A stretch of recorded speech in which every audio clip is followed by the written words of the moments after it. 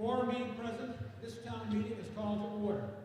We're going to do things a little bit differently tonight. We're going to have the Reading Police Honor Guard present the colors, followed by the singing of the national anthem by Laurie Wise. Then we will have the Pledge of Allegiance, and then after that. So at this time, I'd ask everyone to rise as we present the colors, the Reading Police Honor Guard.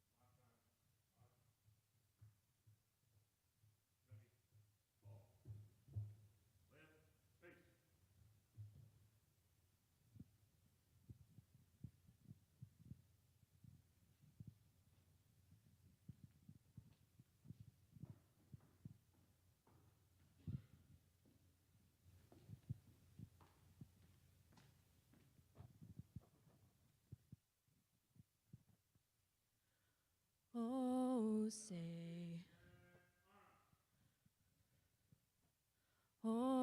say, can you see by the dawn's early light what so proudly we hailed at the twilight's last gleaming, whose broad stripes and bright stars through the perilous fight o'er the ramparts we watched were so gallantly streaming, and the rocket's red glare, the bombs bursting in air, gave proof through the night that our flag was still there. Oh, say does that star-spangled banner yet wave for the land of the free and the home of the brave?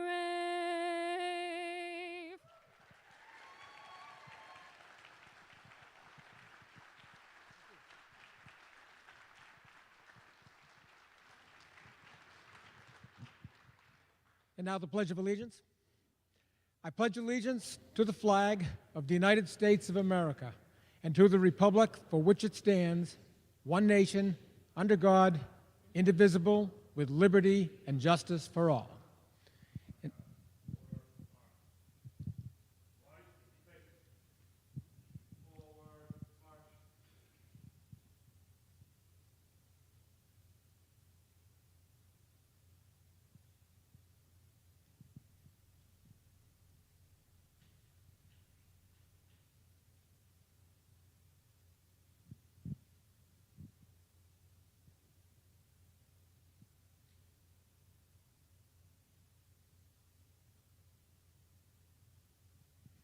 Thank you. Now I call on Beth Sherlin and Nancy Doctor. Yeah.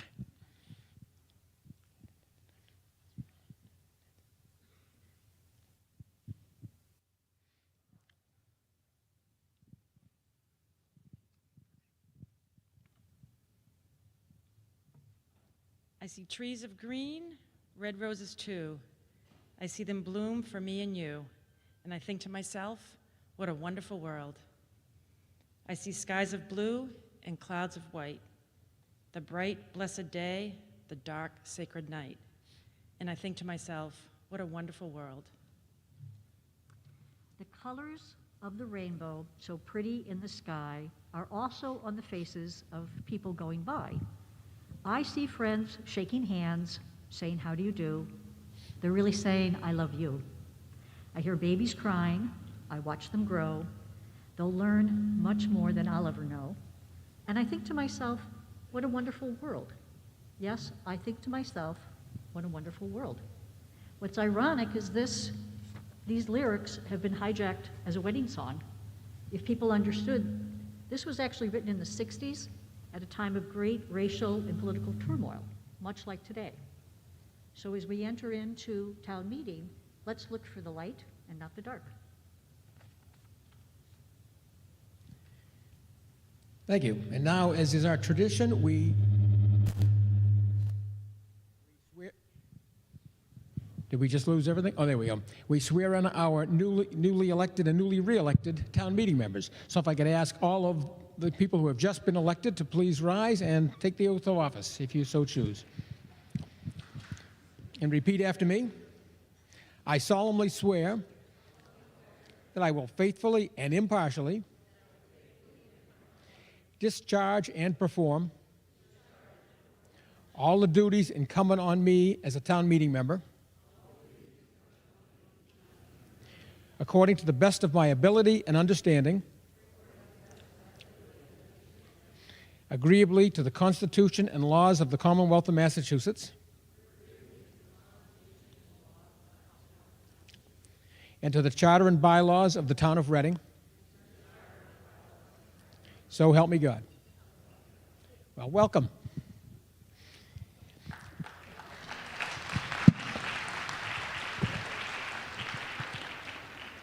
All right. The clerk will now read the warrant.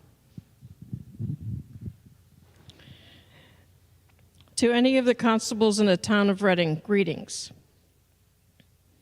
In the name of the Commonwealth of Massachusetts, you are hereby required to notify and warn the inhabitants of the town of Reading qualified to vote in the local elections and town affairs to meet in the following place designated for the 8 precincts in said town, namely precincts 1 through 8 at Reading Memorial High School, Hawks Field House, Oakland Road, Tuesday, the 4th of April, 2023 at 7 a.m. from 7 a.m. to 8 p.m. to act on the following articles. Mr. Doxer moves that we dispense with the further reading of the warrant. Is there a second? Second. All those in favor, please signify by raising your hand. Those opposed, the motion carries.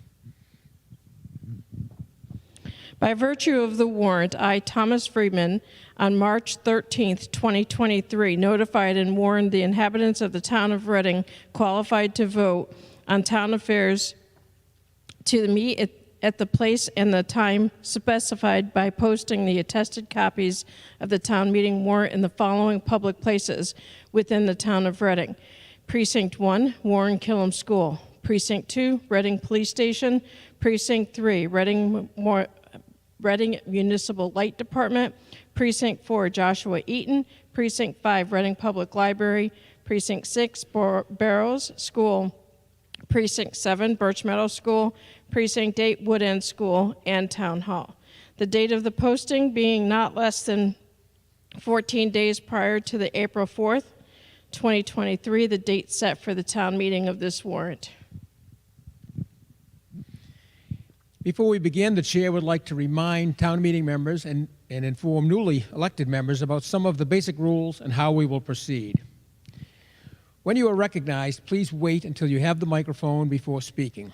In addition to being heard in the hall, we want you to be heard on RCTV as well. The tapes from the cablecast may be used in verifying the official report. Before speaking, please state your name and precinct. Members are limited to no more than 10 minutes. The chair will call on people roughly in the order that they raise their hands, taking those who have not spoken yet first. Non-members may speak, but only after members have first had the opportunity to do so. Non-member proponents of a motion may speak with the permission of the body. Remember, we encourage you to try to stay away from personal attacks or, for the most part, personal references. We're here to discuss issues and not personalities.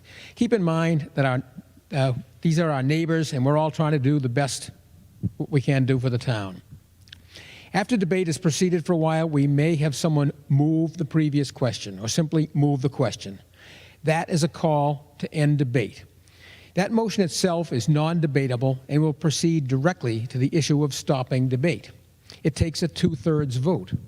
The chair will not recognize that motion from a person who has just spoken. In other words, if you want to move the question and stop debate, that must be the only thing you have risen for. Amendments.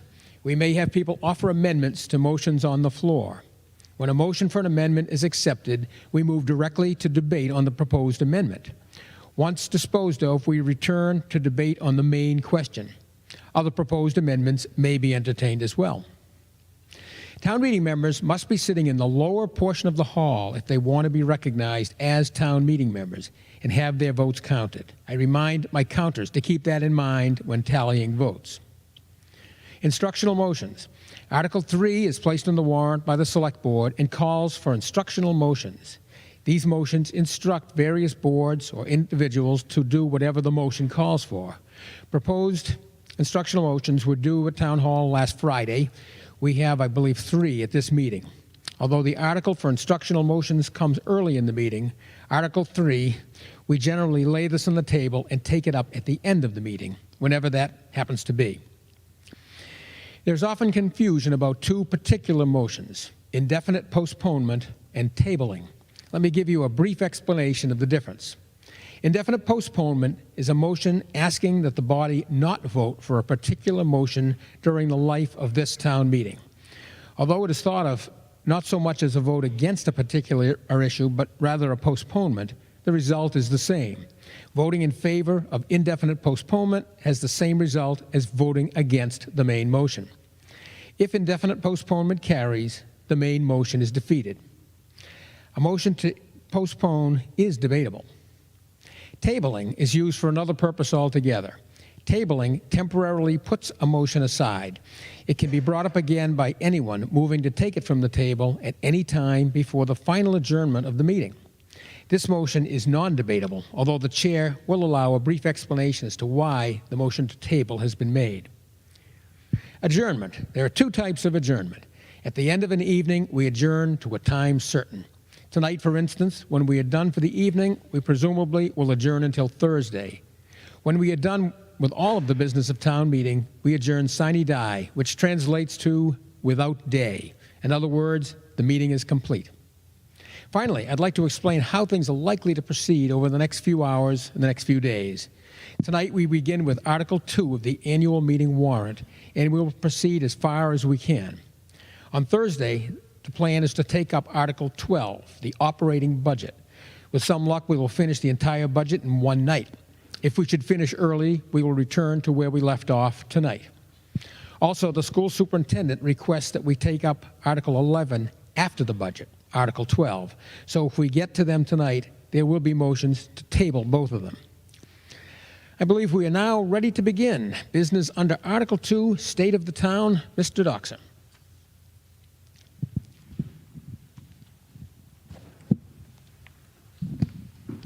Thank you, Mr. Moderator. Good evening, town meeting members. Mark Doxer, Chair of the Reading Select Board and town meeting member from Precinct 1. I speak to you this evening as one of my last acts as Chair of the Select Board. The Select Board reorganizes each year, and we'll be doing this at our next meeting. We usually reorganize before town meeting, but this year we had a recount from our election that was successfully completed this Saturday with no changes in the final outcome. Both of the board incumbents, my colleagues Karen Herrick, Carlo Bacci, are returning to the board. Thanks to Laura Jem, our town clerk, town staff, and the Board of Registrars for a well-run election and recount. In your report on the warrant this evening are the written remarks that I prepared about a month ago as outgoing chair of the Select Board. I encourage you, if you haven't already, to read that document to get a little bit more of the lay of the land, if you will. This evening, I want to further emphasize some of my written remarks and discuss a few aspects of who we are, where we are, and where we're going. First and foremost, I'm very pleased to report that the state of the town of Reading is strong, positive, and active. Under the strong leadership of our new town manager, Fidel Maltez, Reading delivered excellent current services to us, the residents, laid out plans for the future, and accelerated our position as the envy and model for many neighboring towns. Reading is making strides toward the two highest priorities of the community, in my opinion: developing a new active living center to support the quickly growing age 60-plus community in town with a new building and services, and a replacement for the Killam Elementary School. Town meeting supported $2.2 million in funds for the Killam feasibility study, and we were able to allocate $900,000 of federal relief funds toward activities for the senior community, including $300,000 for a feasibility study for the Active Living Center. In fact, let's talk a little bit more about the older adult population in Reading and its needs now and going forward. The population of residents in the town age 60 plus stands at nearly 27% of the community today and is forecast to grow to 29% by the year 2030. People love this town and want to stay here. In order to support the needs of the older adult population, note that I have chosen that term carefully, we, the town, need to support more programming activities as well as the facilities that allow for these activities. Town meeting last year overwhelmingly passed an instructional motion asking that the town step up its efforts. On the programming side, the federal recovery funds that I mentioned a moment ago represents a really good start on this path. However, the Pleasant Street Center does not have sufficient space to house the desired programs. To better understand the needs of the older adult community, last year the Select Board formed a committee called ReCalc, the Reading Center for Active Living Committee. This group benchmarked many other communities for older adult-focused services and facilities. ReCalc also did a community-wide survey and found strong support for a new senior/community center with dedicated space for the age 60-plus community. The report in your warrant from ReCalc offers easy-to-read slides to share the results in more depth. I encourage you all to review these slides. The Reading Council on Aging has also been very active with ReCalc and just finished producing a video that highlights where we are today with the facilities at the Pleasant Street Center and how it's not able to meet the needs of the older adult community. You'll be receiving a link to this video in the next few days, and it'll also be available on the town website. So we've identified additional space needs. Where can we find the space? As I mentioned, the Select Board allocated $300,000 of the federal recovery funds, the so-called ARPA funds, to use for a feasibility study to explore various sites and bring back plans for town meeting and then voter approval. The Select Board believed that we had found a very suitable space at 17 Harnden Street in the middle of our downtown, the former Walgreens building that's been sitting empty for years. The board designated me to work together with our town manager to negotiate with the current owner to see if we could acquire this space.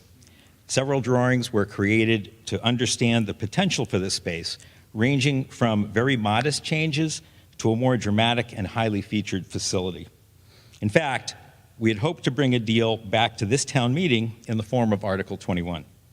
Despite a lot of time and discussions, because of how the building is owned and the remaining lease with its former tenant, the town as a municipality was not able to reach a mutually agreeable or mutually acceptable agreement with the current owner.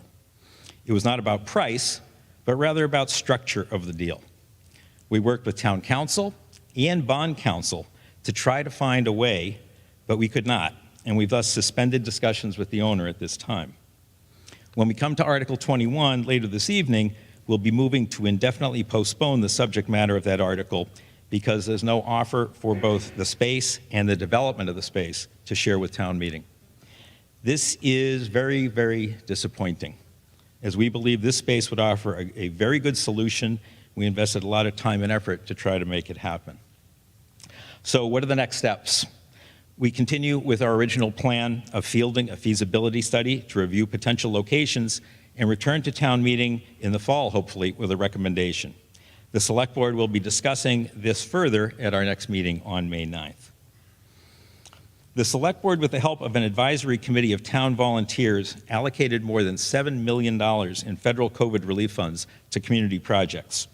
Grants were given to the Reading Public Schools for new materials, to the Birch Meadow Phase 1 project, which, with a bit more support from town meeting in the next few nights, will result in a spine paved path, a pavilion with bathrooms, oh my goodness, an environmentally sound parking area, and a lacrosse wall. We also were able to support the great work of the Reading Food Pantry, the Burbank YMCA for an adaptive swim program, water infrastructure replacement projects, and special financial recognition for town employees who worked through COVID, providing municipal services despite the challenges of the pandemic. Details of the allocations that we made are contained in the report on the warrant as well. There are many other things moving ahead in town to report on also.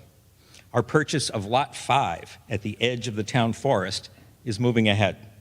We've obtained state approval, as this is a protected area, for a pervious surface parking area with porta potties. We also have reached an agreement with Meadowbrook Golf Club for an easement allowing access into the town forest from the parking lot. This project was supported by a grant from the state for the site work. In fact, with the support of staff and elected board members, the town brought in more than $8 million in grant funding, supporting everything from sidewalks near the high school to stormwater and environmental management at the Mayette Soames area to new community gardens at the Matera Cabin. And there are many more potential grants in the offing. Reading demonstrated its commitment to inclusivity and willingness to be a warm and welcoming community through a variety of community-focused programs and events. Some of these activities also brought challenges and an opportunity for us all to learn more about one another. Events included a holiday season celebration that included a menorah and a Christmas tree, in addition to the lighting of the common and hanging of wreaths. Parades and celebrations in honor of Pride Day, Juneteenth, and programs and discussions about equity and social justice, including honoring the legacy of the late, great Bill Russell. PAIR, Partners and Allies for an Inclusive Reading, through the library's Office of Equity and Social Justice, held regular meetings and community discussions. In addition, we've had Friends and Family Day, the town street fair. We've enjoyed expanded use of the town common for family-friendly entertainment, featuring music, beer, other libations, and treats. As a community, we're moving ahead toward joining the Green Communities program, sharing a commitment to environmentally responsible practices and the potential to unlock a new source of funds for the community. Town meeting shared with us a desire to develop more affordable housing in town, and we've created, or about to create, a new affordable housing trust and board to guide these activities. The governor and our state legislators are in tune with supporting these initiatives, and the budget proposals being discussed at the State House now offer additional support for affordable housing programs. The Reading Coalition for Prevention and Support continued and continues its great work, and the RPD's addition of comfort dogs calmed and supported our students as well as the greater community, and you saw them this evening at town meeting. The town remains in a very strong financial position, spending money responsibly and frugally. Our cash reserves have grown to around 14% of our annual budget, well beyond the Finance Committee's guidance of 7%, and potentially providing additional opportunities for wise capital spending should town meeting authorize those uses in the future. In summary, 2023 starts with a lot of action and a lot of promise. We are a proud community, well managed, and with a lot of potential. Here's to 2023 and beyond. Thank you.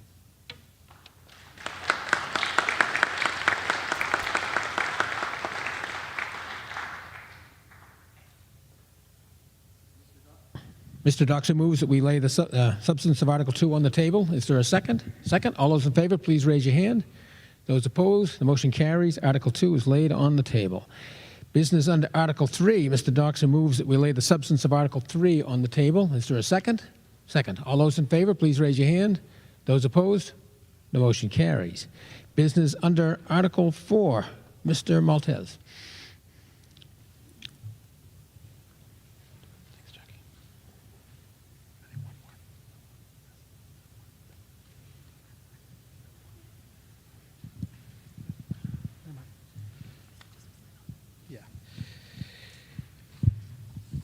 Thank you, Mr. Moderator, and good evening, town meeting members. In Article 4, in your warrant book, you will see that there is really one big change that is being asked in FY23, but it has an impact on the outer years in FY24 and in FY25. Essentially, with the advice of FinCom, of the Finance Committee, we have moved a project that we called glycol reclamation. Glycol is an antifreeze fluid, and it is used to protect the heating and cooling system at the high school, where we are today. What we are asking for is we are asking to postpone, essentially, funding this glycol project worth $200,000 and moving it to FY24, which essentially begins in July. We are doing this to remove the impact on free cash this fiscal year, and also because the work will be done in the summertime anyways. So pushing it back into July when school is not in session has no impact on the actual results of the project. With that said, it essentially causes a slew of changes in FY24 and FY25, which essentially is a balancing act to ensure that our capital plan is balanced at 5% of our operating budget.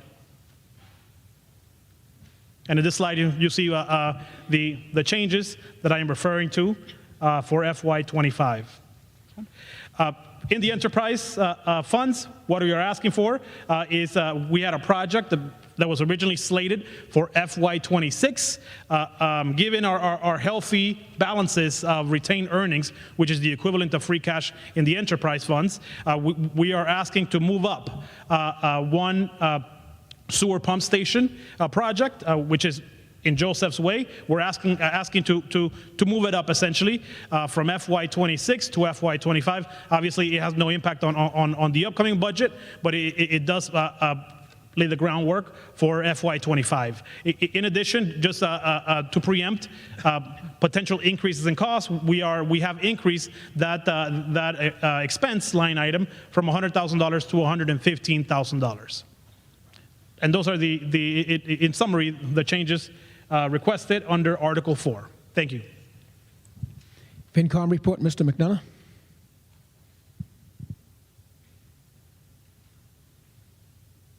Joe McDonough, Finance Committee. On March 15th, 2023, the Finance Committee recommended the approval of the proposed amended changes to the 2023 to 2033 Capital Improvements Program. Is there further discussion? Yes, Mr. Arena.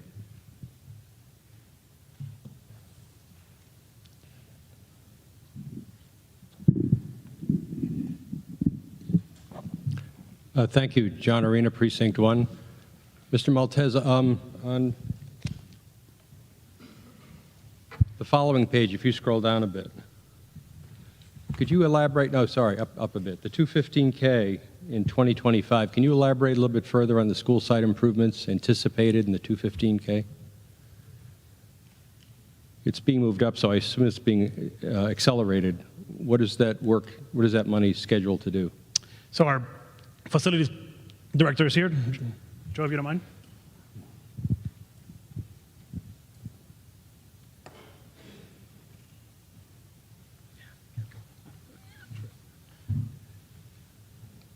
That's part of the townwide security project.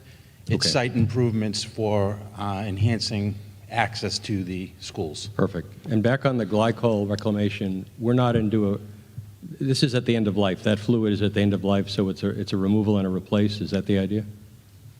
I'm not sure I understand. Oh, okay. Yeah. I'm sorry.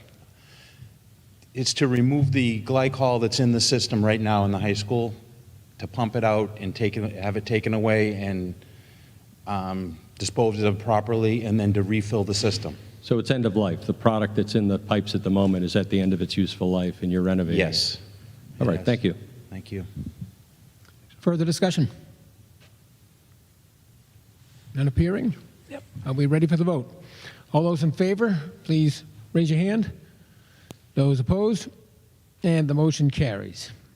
Business under Article 5, Mr. Maltese. Back to the PowerPoint. Okay, so I'll walk you through Article 5. This article, again, is in every town meeting, and it is requests or supplements that effectively change the FY23 budget. The first line item is what we call 111F, which is essentially the retirement line for public safety employees who retire on disability. This year we had 3 retirements on disability from the fire department, and unfortunately the salaries of these employees have to be carried in the budget, which prevents the hiring of new employees. So these employees, as you can imagine, that are retiring on disability, it's a long process that involves both coordination with the state and coordination with the town. So what we are requesting is to move $100,000 worth of those salaries to the line that would eventually carry them anyways. And what this does is this will allow us to hire the replacements and thus free up the budget in the fire department accordingly. The next line, E99, is an additional expense to the Essex North Vocational School, and as you all know, we say this in every town meeting, these expenses are really hard to project because the cost is actually based on enrollment, which can change during the year and certainly does fluctuate year over year. So our town accountant tracks those expenses and we routinely ask for a supplement. On G91, what you'll see is several departments, we have gone ahead and leveraged the savings that we are seeing on the salary side, and it's mostly due to vacancies, essentially positions that are not filled, and you'll see this in several lines in this screen. It is in G91, H91, and I91, and what we are doing here is essentially we're doing a balancing act of the budget, thus reducing the impact on free cash that you'll see at the end of this table. In G92, we are asking for 2 supplements. The first is $21,000 to our insurance deductible line. I'm sure that you anecdotally heard about the electrical cabinet boxes that were hit in the town common, as well as a few other accidents that occurred in town. When we cannot find the party that is responsible for that accident, unfortunately, the town has to cover those costs, and those costs are not covered by insurance unless they are $25,000 or more. So as we approach the end of the year, we are seeing a $21,000 deficit in that line. On the next line, as part of G92, is a 10-year policy to purchase pollution liability insurance. This is a 10-year policy. It is actually the 3rd policy that we will purchase. The first policy was purchased in 2003, the second one in 2013, and now this is the 3rd one being purchased in 2023. It is a policy that covers the former site known as the town dump, and where now the Jordans sits. This policy is, as it's called, an insurance policy. We do not foresee any issues with regards to any pollution claims. However, to protect ourselves and protect the town, we have historically purchased this 10-year policy. It does cover us for up to $5 million worth of claims, and it is done through, it is purchased through Maya, which represent the town. The next line, G92, as I'm sure you've heard anecdotally, we are seeing an increase in scams the potential of basically intruders, cyber intruders entering our system. What this is for is we are going to roll out dual factor authentication, which means essentially that all of our employees, when they log into a computer, a code will be sent to them in order to verify that it is them. While it is normal in the private sector, it is going to be a big lift for our staff, and from a cost standpoint, it is something that we did not have in this budget. Again, H91 and 991s are savings that we are seeing on our wages, and we wanted to not just give those back to free cash at the end of the year. We wanted to proactively balance the budget in order to reduce the impact of this table that we are presenting to you. J91 is essentially vacation and sick buyback for the police department. This year we had a higher than usual retirement of high-ranking officers, and by contract and also by personnel policies, we are required to pay for a vacation if someone retires and gives 6 months notice. On J92 is actually something that I'm really excited about. As you all heard, the Attorney General settled, came to a settlement with opioid companies. The town of Reading received $108,000. And that must be spent in the next 5 years, and we are going to use it every year to supplement the expenses of the Reading Coalition. But mechanically, it must be appropriated by town meeting. So you'll see in this line and at the bottom of the table just how that mechanical action happens.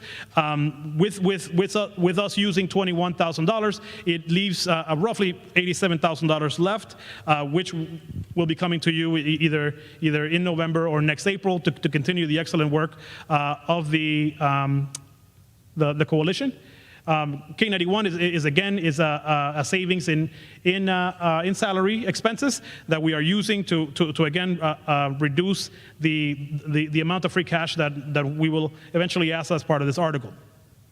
K92 is a series of requests from our Public Works Department. I think a few of these lines are pretty self-explanatory and really related to inflation. As you can imagine, the line for highway fuel is certainly that.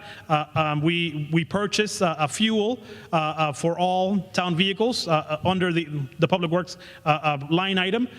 We have a pump station at the garage, and all town vehicles are fueled with this. We do have a lot of savings because of this, because purchasing of fuel is centralized, but still the high expense of diesel and the high expense of gasoline has caused a need for us to supplement the budget. I did want to highlight two expenses in Public Works. The first one is $27,500, and it is related to essentially wrap up the design work that our select board chair mentioned in Lot 5. So essentially Lot 5, which town meeting approved the purchase of, is almost ready to go. I'll say it's we have all the approvals from the state. We have all the approvals from our Conservation Commission, but we need additional funding just to finish the design and go out to bid for the actual construction. So that line item, $27,500, will cover the expense to complete the design and also to provide engineering oversight as we construct the project. Finally, the last item, $72,000, is related to the grant that we received from Mass DOT called Complete Streets, which is a $500,000 grant, and it's going to fund the construction of sidewalks on Parkview Road and Albert Street, just up the street from the high school. Mass DOT covers essentially the construction of the sidewalks, but the town has to do a local match to fund the design of this project. Next one. K93 is a supplement to our snow and ice line. We were doing excellent in snow and ice until early March, and then the snow came down.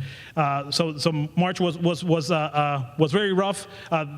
This figure is as of March 15th, which essentially had some contingency. I did speak to our Public Works director, and even though snow will no longer be falling in Reading, knock on wood, we do need that supplement in order to see the year through and essentially prep us for next winter. K94 is another reduction in cost, so it's actually a savings, which leads to the subtotals in this article. And as you can see, we are requesting $388,500 to be supplemented in free cash, and the $21,790 that is going to come from that the opioid settlement funds that were negotiated by the Attorney General, who is now our governor. Thank you.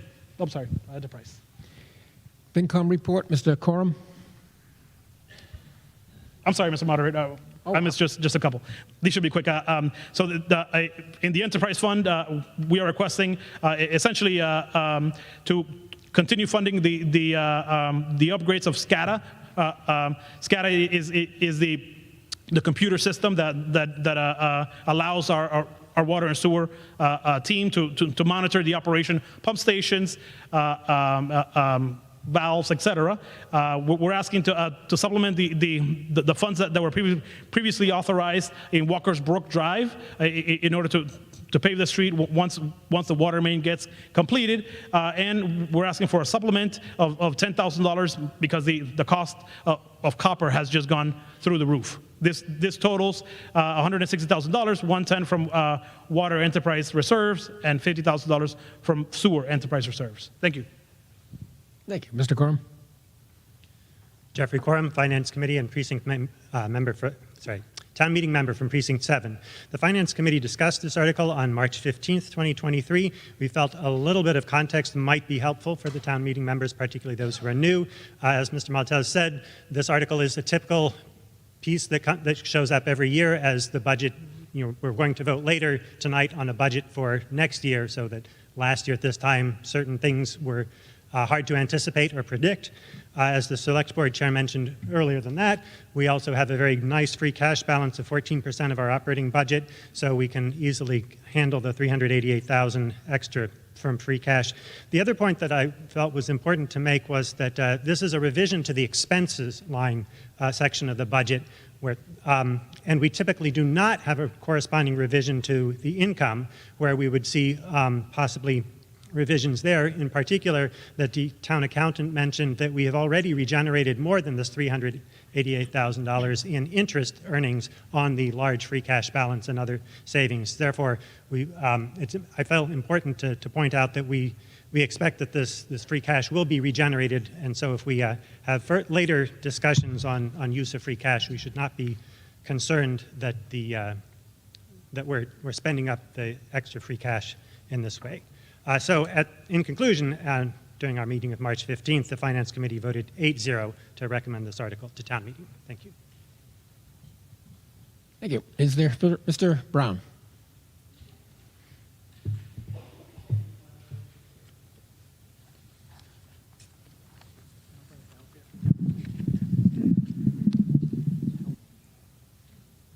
Thank you, Mr. Moderator.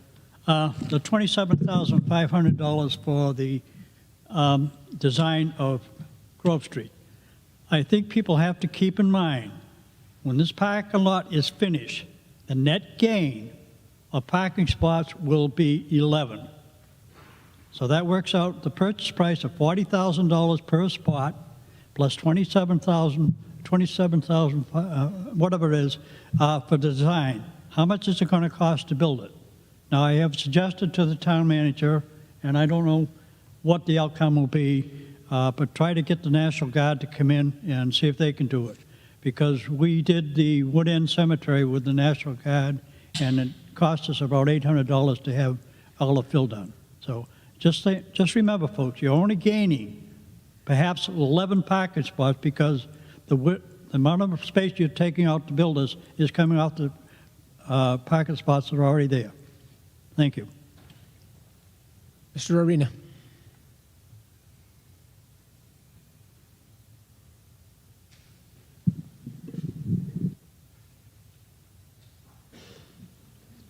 John Arena, Precinct 1.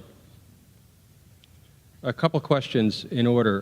The Essex North 35K, represents additional students attending that institution that were not known at the beginning of the year. Is that correct? That is correct. Do you have an idea how many that 35K represents in terms of children? How many students? 6. So the increment is 6. I'm not, yeah. But, Okay. I don't know the exact numbers. I understand. And I get it that it's really hard to predict. I'm struck by the wage savings. I understand they occur at the end of the year. That's when you roll them up. But do you see any particular anomaly here over 2022, 23 versus any prior year? Is there anything here in terms of early retirements, or is COVID, suggesting people move on their way? Do you see any of that?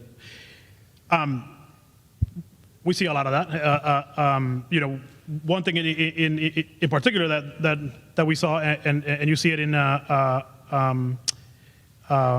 the public services wages, right? And the administrative services wages. We completed as part of this budget a restructuring where Matt Cronellis actually is overseeing both the public services department and the administrative services department, and a large portion of those salaries essentially are not needed anymore. So I think that a lot of the savings in those lines in particular are related to this reorganization that we were able to accomplish. So I'll describe that as right-sizing the organization. You've been able to consolidate groups, and headcount's benefited from that. You've been able to improve headcount. Is that the way to think of it? Sure. So those savings would then be recurring in subsequent years. Is that also correct?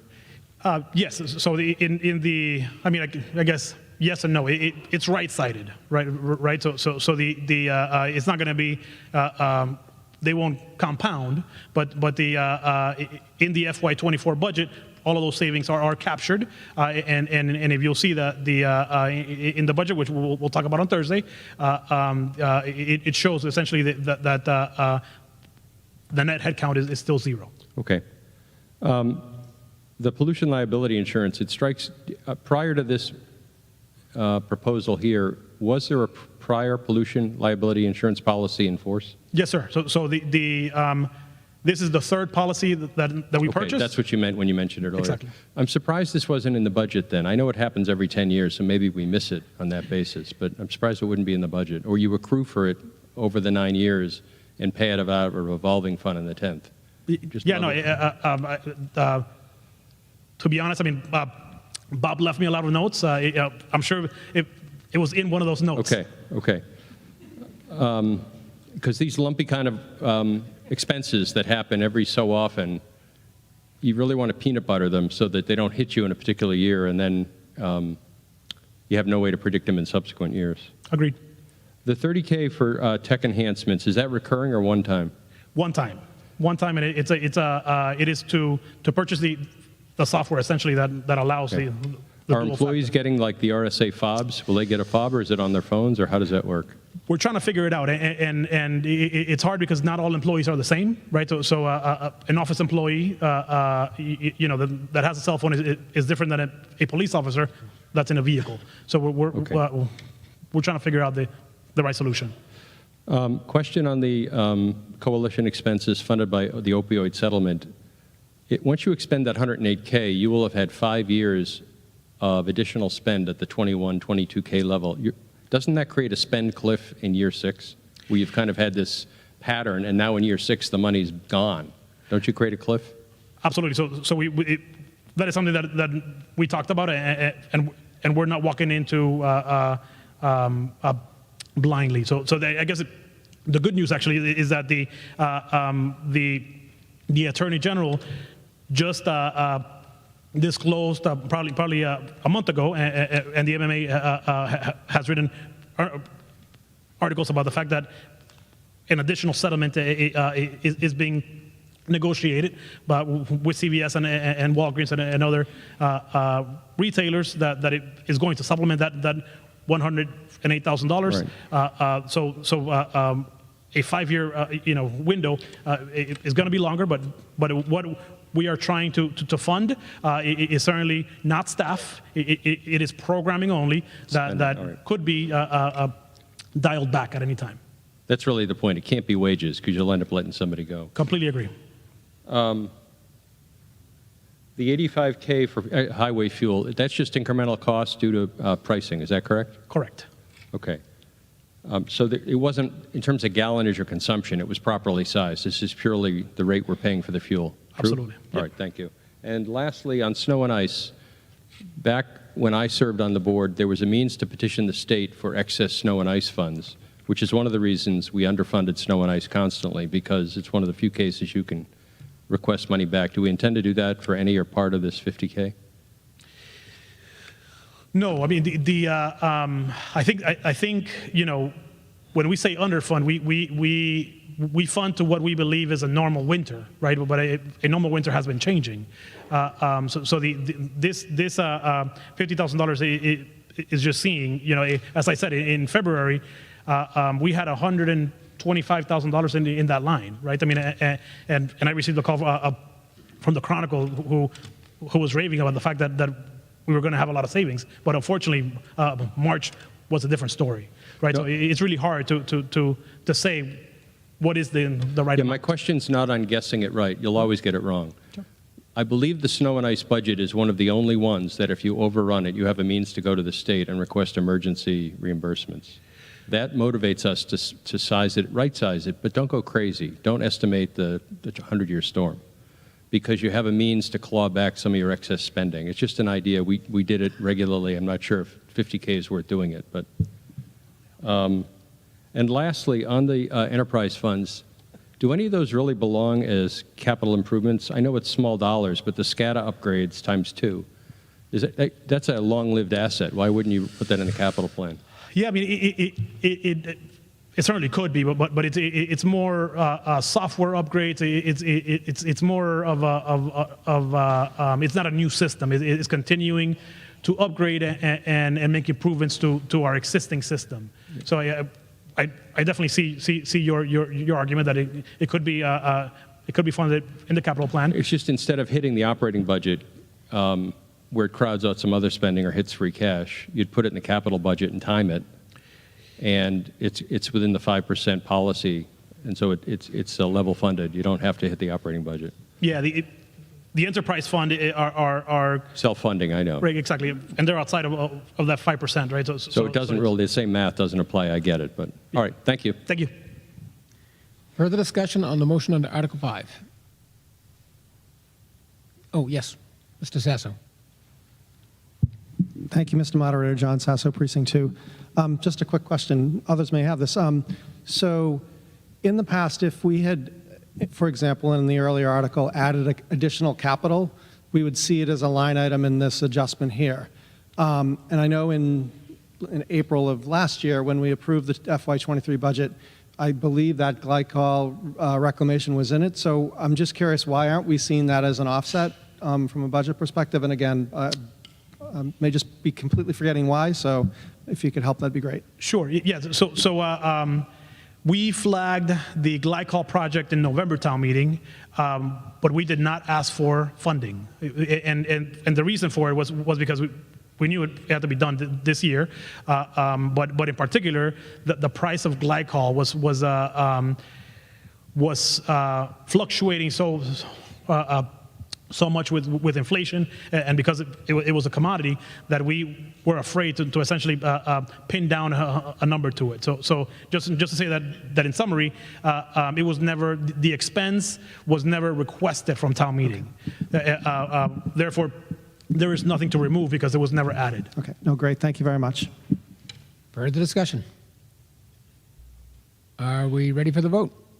All those in favor, please raise your hand. Those opposed? And the motion carries. Business under Article 6, I assume we have no prior bills, is that correct? Okay, there's a motion to lay this on the table by Mr. Doxer. Let me explain why we lay this on the table as opposed to indefinitely postpone. We do it just in the off chance a bill might come in while this meeting is still in session. So is there a second? Second? All those in favor of laying the substance of Article 6 on the table, please raise your hand. Those opposed? Motion carries, and it is laid on the table. Business under Article 7, Ms. Angstrom. Thank you, Mr. Moderator. The purpose of this article is to transfer the OPEB funds that were approved as part of the fiscal 23 budget to the OPEB Irrevocable Trust. The slide shows how much is being funded from each fund. It should, I'm sorry? Can't hear? That's not good. It doesn't go closer to me. Okay.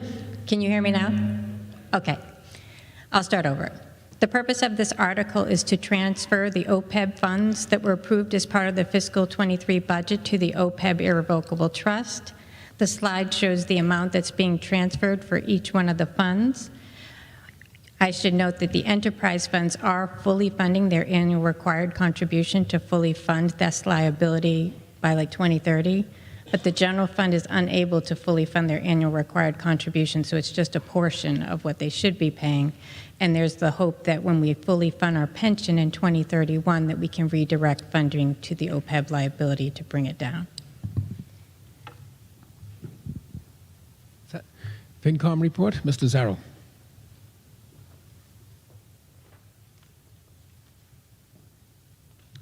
Mark Zarrow, the Finance Committee. On March 15th, the Finance Committee voted 8-0 to recommend this article. Is there further discussion? None appearing? Are we ready for the vote? All those in favor of the motion under Article 7, please raise your hand. Those opposed? And the motion carries. Business under Article 8. Ms. Angstrom.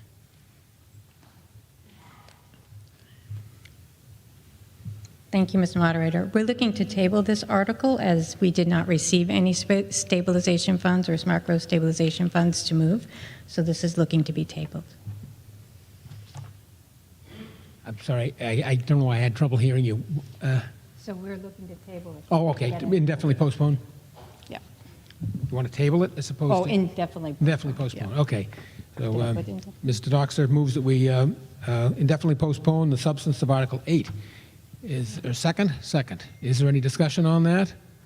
None appearing. All those in favor of indefinite postponement, please raise your hand. Those opposed, and Article 8 is indefinitely postponed. Business under Article 9. Ms. Angstrom. So this article has two purposes. The first is to update the general bylaw that created the Inspections Revolving Fund. The Inspections Revolving Fund is used when we have a large development. We put the fees related to those developments into this fund, and then we're able to spend up to the annual spending limit to monitor those developments. The general bylaw is listed on the slide, and you'll note that there's bold and stricken words. Those are developments that have been completed that we're looking to remove. The next slide. And then the second part of the article is to approve the annual spending limits of these revolving funds that fall under Section 53E and E and a half of Chapter 44. The balances in each one of the funds is listed, as well as the annual spending limits, and they remain unchanged from prior year. FinCom report, Mr. Carnahan.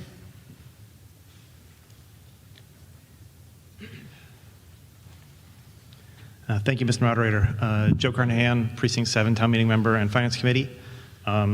This is just a sort of a routine update that we have to do every year as per the bylaw to authorize these spending limits. And so as such, at our meeting on March 15th, 2023, the Finance Committee voted 8-0 to recommend the substance of this article to town meeting.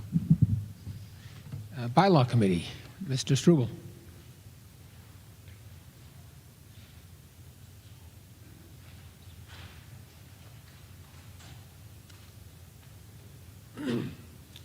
Thank you, Mr. Moderator. Can you hear me? Yes. At our March 27th meeting, the bylaw committee voted 5-0 to recommend the content of this article to town meeting. Thank you. Further discussion? Mr. Brown.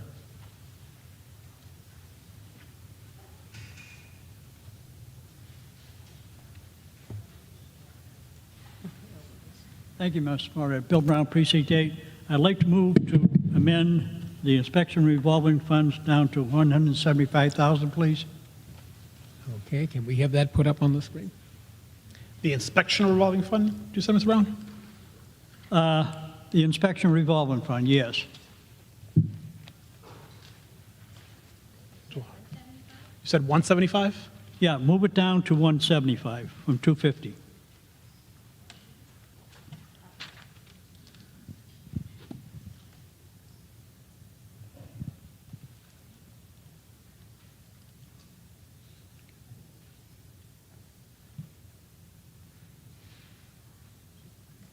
Okay, is that the way you? Yeah. Okay, is there a second? 175. Second, okay, Mr. Brown. Yeah, thank you. Thank you, Mr. Moderator. When you read this, it sounds wonderful, but our economic development director is also under this. And my observation for the last several years, we've had very little economic development. We've had wonderful signs tell you to get down, how to get downtown Reading, and there's no place to park when you get there. So I think my own personal feeling, that position is a complete waste of money, and it could be better spent someplace else. Thank you. Further discussion on the proposed amendment? Mr. Arena.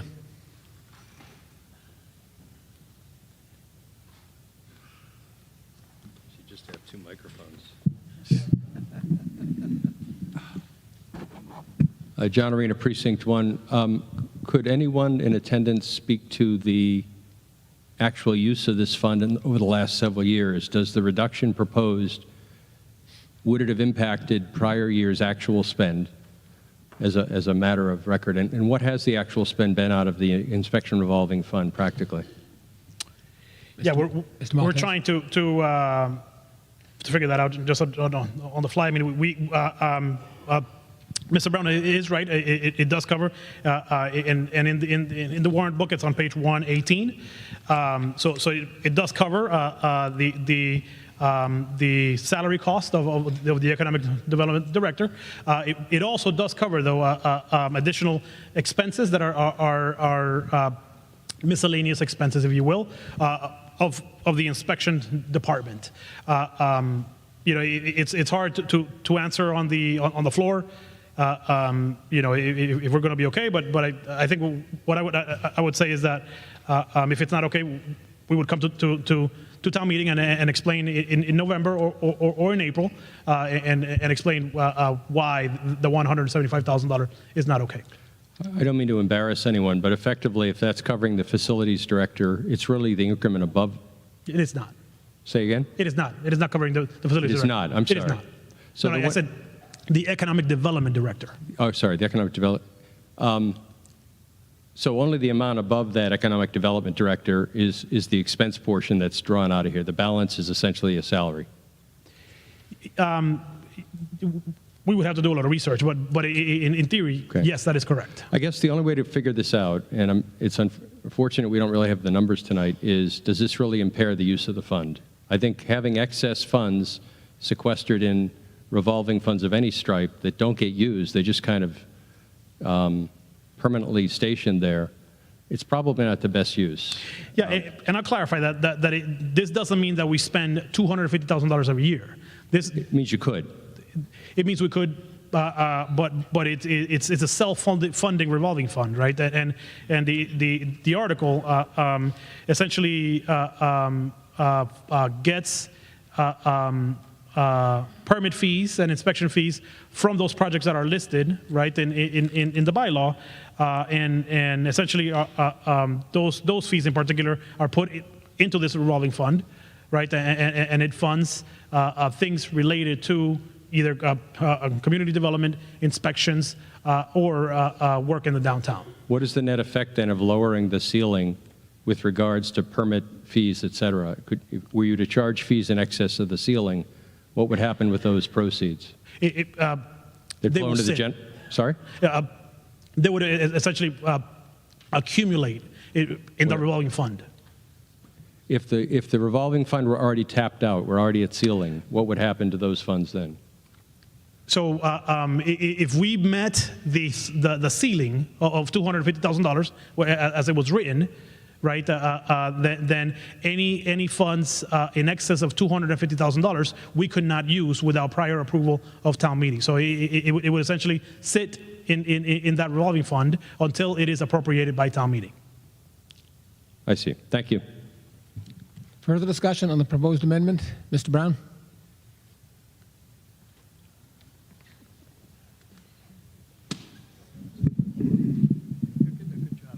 Good work out tonight.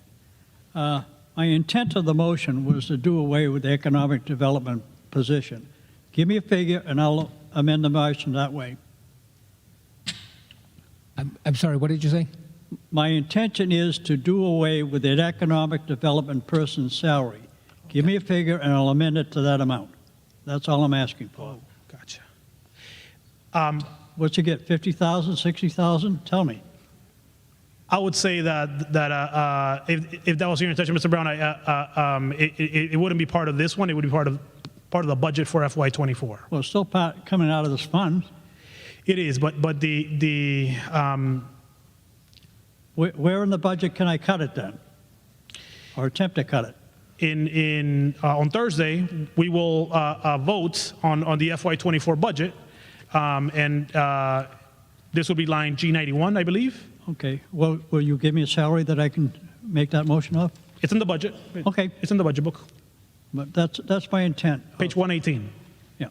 My intent is to do away with that job because, quite frankly, I think it's a waste of money. Many of you don't go back to when this inspection fall came around, and that was basically for Home Depot's project. And talking to the developer afterwards, there was some money left over, and it never went back to him in excess of what he paid for fees. And I don't think that's a good way to do business. It certainly is not a good advertisement when other developers come along and talk to him and say, hey, don't do business already because they're going to keep your money. I think we should be giving it back when we have excess fees off of development. Thank you. Mr. Brown, do you intend to leave, to go ahead with this amendment, or? Yeah, you can disregard the amendment then. I'm not, I'll take it up when the budget time comes. Okay, so you want to withdraw it right now? Yeah, And you'll take it up later? Provided the town manager will give me the exact figure, or somewhere's in the ballpark. And the ballpark figure, in case you don't know, is 420, Centerfield Fenway Park. Okay, so just to be clear, you want to withdraw this particular motion? Okay, is there any objection to the withdrawal of that proposed amendment? None. Okay, we're back to discussing the main motion again. Any further discussion? None appearing. Are we ready for the vote? All those in favor, please raise your hand. And those opposed? And the motion carries. Business under Article 10, Mr. Maltese. Thank you. In your warrant book, initially we were going to ask town meeting to vote on this article. If you recall, this article is an article that comes up in every annual town meeting, and it is to approve a spending allocation plan related to the Affordable Housing Trust Fund. In November, town meeting approved the adoption of Mass General Law that would allow us to create an Affordable Housing Trust Fund board. That has been adopted, has been approved by the Attorney General's office, but unfortunately, the home rule petition to rescind the Act of 2001 has not been fully approved by the legislature. So we put the content in Article 10 just to meet the intent of the Act of 2001. However, we feel pretty good about the fact that this home rule petition will not be controversial once it hits the legislature. Essentially, what we're requesting is that the town of Reading be able to use Mass General Law. Therefore, we are making a change to indefinitely postpone Article 10. Okay, so the intention of the board to indefinitely postpone. Mr. Doxer moves that we indefinitely postpone the substance of Article 10. Oh, second? Okay, second. Is there further discussion on that? None appearing. Are we ready for the vote? All those in favor of indefinite postponement, please raise your hand. And those opposed? Motion carries. It is indefinitely postponed. Now, as we said earlier, we generally try to start an evening with the budget, which would be number 12, and we've been asked if we would take up 11 after 12. So I would entertain a motion to table motion in the substance of Article 11. Mr. Doxer moves that we table the substance of Article 11. Is there a second? Second. All those in favor, please raise your hand. Those opposed? And the motion is carried. It is laid on the table. The substance of Article 12, Mr. Doxer moves that we lay the substance of Article 12 on the table. Is there a second? Second. All those in favor of laying it on the table, please raise your hand.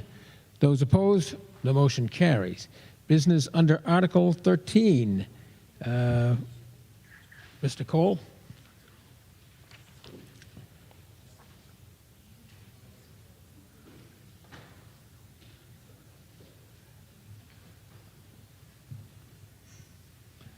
Thank you, Mr. Moderator. And if I may ask to waive the 10-minute limit. Is there any objection to him going beyond 10 minutes? None appearing? Proceed. Good evening, town meeting members. My name is Christopher Cole, and I am the Assistant Director of Public Works for the town of Reading.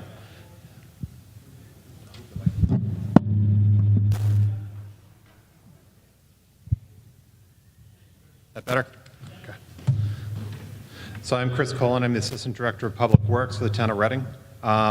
So town meeting is being asked tonight to approve funding to purchase rubbish and recycling carts for every household in town currently receiving town rubbish and recycling collection services. So as you know, the town is constantly seeking out ways to improve upon rubbish and recycling collection efforts throughout the town, and this presentation will explain our proposal and further discuss the benefits of the town supplying rubbish and recycling carts for town curbside collection services, as well as what an initiative like this would mean for the town of Reading. No, back. Other slide. There we go. So the first slide here gives you an idea of what the carts being proposed might look like curbside on collection day. And you may have also noticed when you came in that we have 3 different cart sizes on display up in the middle of the room here. So you can see how they compare in size to one another. The largest one being a 64-gallon cart, followed by a 48-gallon cart, with the smallest one being a 32-gallon cart. Next slide. Now, before we get into specifics of what is being proposed, you're probably wondering, why do we need to address the idea of purchasing carts right now anyway? And the answer is, we have to plan for the future now because the train is coming. Now, I will go into more detail on these points throughout the presentation, but to summarize briefly, our rubbish disposal contract with Covanta expires in June of 2025, and costs in that next contract are expected to be significantly higher. Our rubbish and recycling collection contract with Republic Services expires only 1 year later in June of 2026, and costs for that next contract are expected to be significantly higher as well. This is why purchasing carts now would lessen the financial impact on the town when the next collection contract is bid in 2026, and would also prepare for possible future automated rubbish and recycling collection services if the town felt that that was the way to go. Carts would help with rodent issues around town, rainfall issues, litter on windy days, and improving the aesthetics of the town on collection days, all of which I will explain further in a few moments.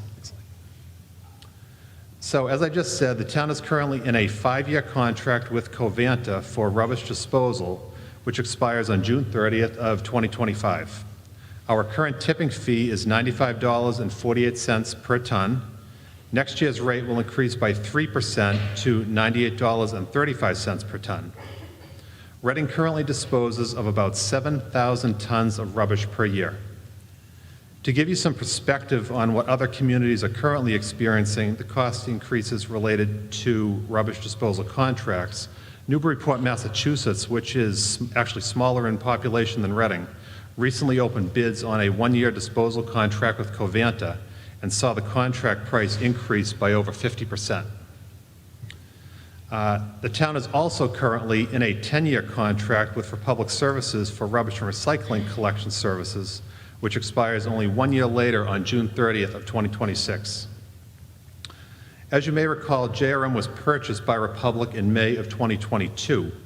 The contract terms did not change, so all contract requirements remain in place as before and will remain in place for the next 3 years for the duration of the current contract.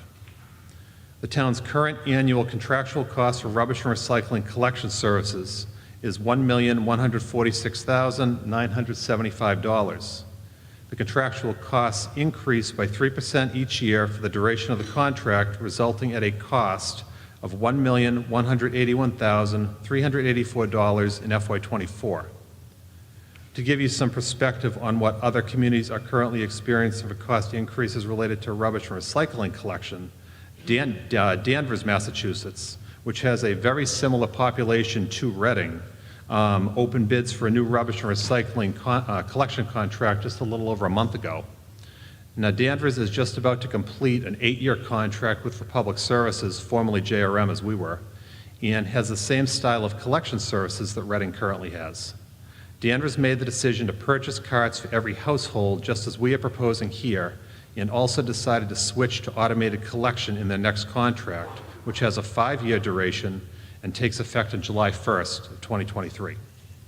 When the bids in the new contract were open, Republic Services was the low bidder, and Danvers rubbish and recycling annual contract price will now be going from $900,000 currently to $1.8 million, an increase of 200%. Given that Reading's contract terms for rubbish and recycling collection don't expire for 3 more years, it is even more imperative, given these cost increases being seen now in other communities, that Reading act now and secure funding for these carts so we don't railroad ourselves, no pun intended, in the next 2 to 3 years. Next slide, please. So as a way of lowering a Reading household's weekly disposal volumes, residents are also able to subscribe to Black Earth Compost for curbside food scrap collection. There are currently 423 subscribers in town. The estimated tonnage collected by Black Earth in 2022 was 111 tons, which translates to an average of 4.3 gallons per household per week. The current weekly collection pricing plan is $13.99 monthly, or $74.99 every 6 months. The current bi-weekly collection pricing plan is $10.99 monthly, or $55.99 every 6 months. And all new residential subscribers receive a 13-gallon compost bin, and their first roll of 13-gallon bags compliments of the town. Next slide. So who does the town provide rubbish and recycling services to? There are 6,902 1, 2, and 3 family residential dwellings, 457 1, 2, and 3 unit apartment and condominium dwellings, 8 school buildings, and 7 municipal buildings. Altogether then, 74% of the town's total collection is for the 1, 2, and 3 family residential and 1, 2, and 3 unit apartment and condominium dwellings. School buildings account for 18% of the town's total collection, with municipal buildings making up the remaining 8%. Next slide, please. So what are the benefits of using carts? Carts will help mitigate rodent issues by supplying residents with covered containers for their rubbish and recycling, therefore eliminating a possible food source. Rainfall issues. One of the problems we have now when it rains concerns households that don't have a lid on their rubbish container. The barrel fills up with rainwater, and then when the truck comes to empty the barrel, all of that rainwater gets emptied into the back of the truck, causing foul-smelling, rubbish-infused water to now spill all over the roads as the truck drives around your neighborhood. Since they will have lids, carts will prevent any loose rubbish or recycling from blowing around your neighborhood on windy days. Providing carts to households of a uniform appearance will also improve the aesthetics of the town on collection days and make it easier for the rubbish and recycling hauler to better differentiate and identify rubbish and recycling contents. This would be accomplished with the recycling carts by having different colored lids than the rubbish carts. And lastly, the carts would be purchased by the town and would be property of the town. These carts will typically carry a warranty of 10 to 12 years, but have the potential to last upwards of at least 15 to 20 years, if not longer. And given the volatility of the market, the longest you will see a rubbish and recycling collection contract for nowadays is probably 5 years. So rather than having to potentially switch out carts every 5 years, this would provide flexibility when the time comes to change the collection vendor, and the carts would already be in place at each residence. So you're probably asking yourselves, what are Reading's peer communities doing as it relates to rubbish and recycling collection services? So we reached out and surveyed our peer communities. For those communities that have already gone to automated collection, households were given one 64-gallon rubbish cart.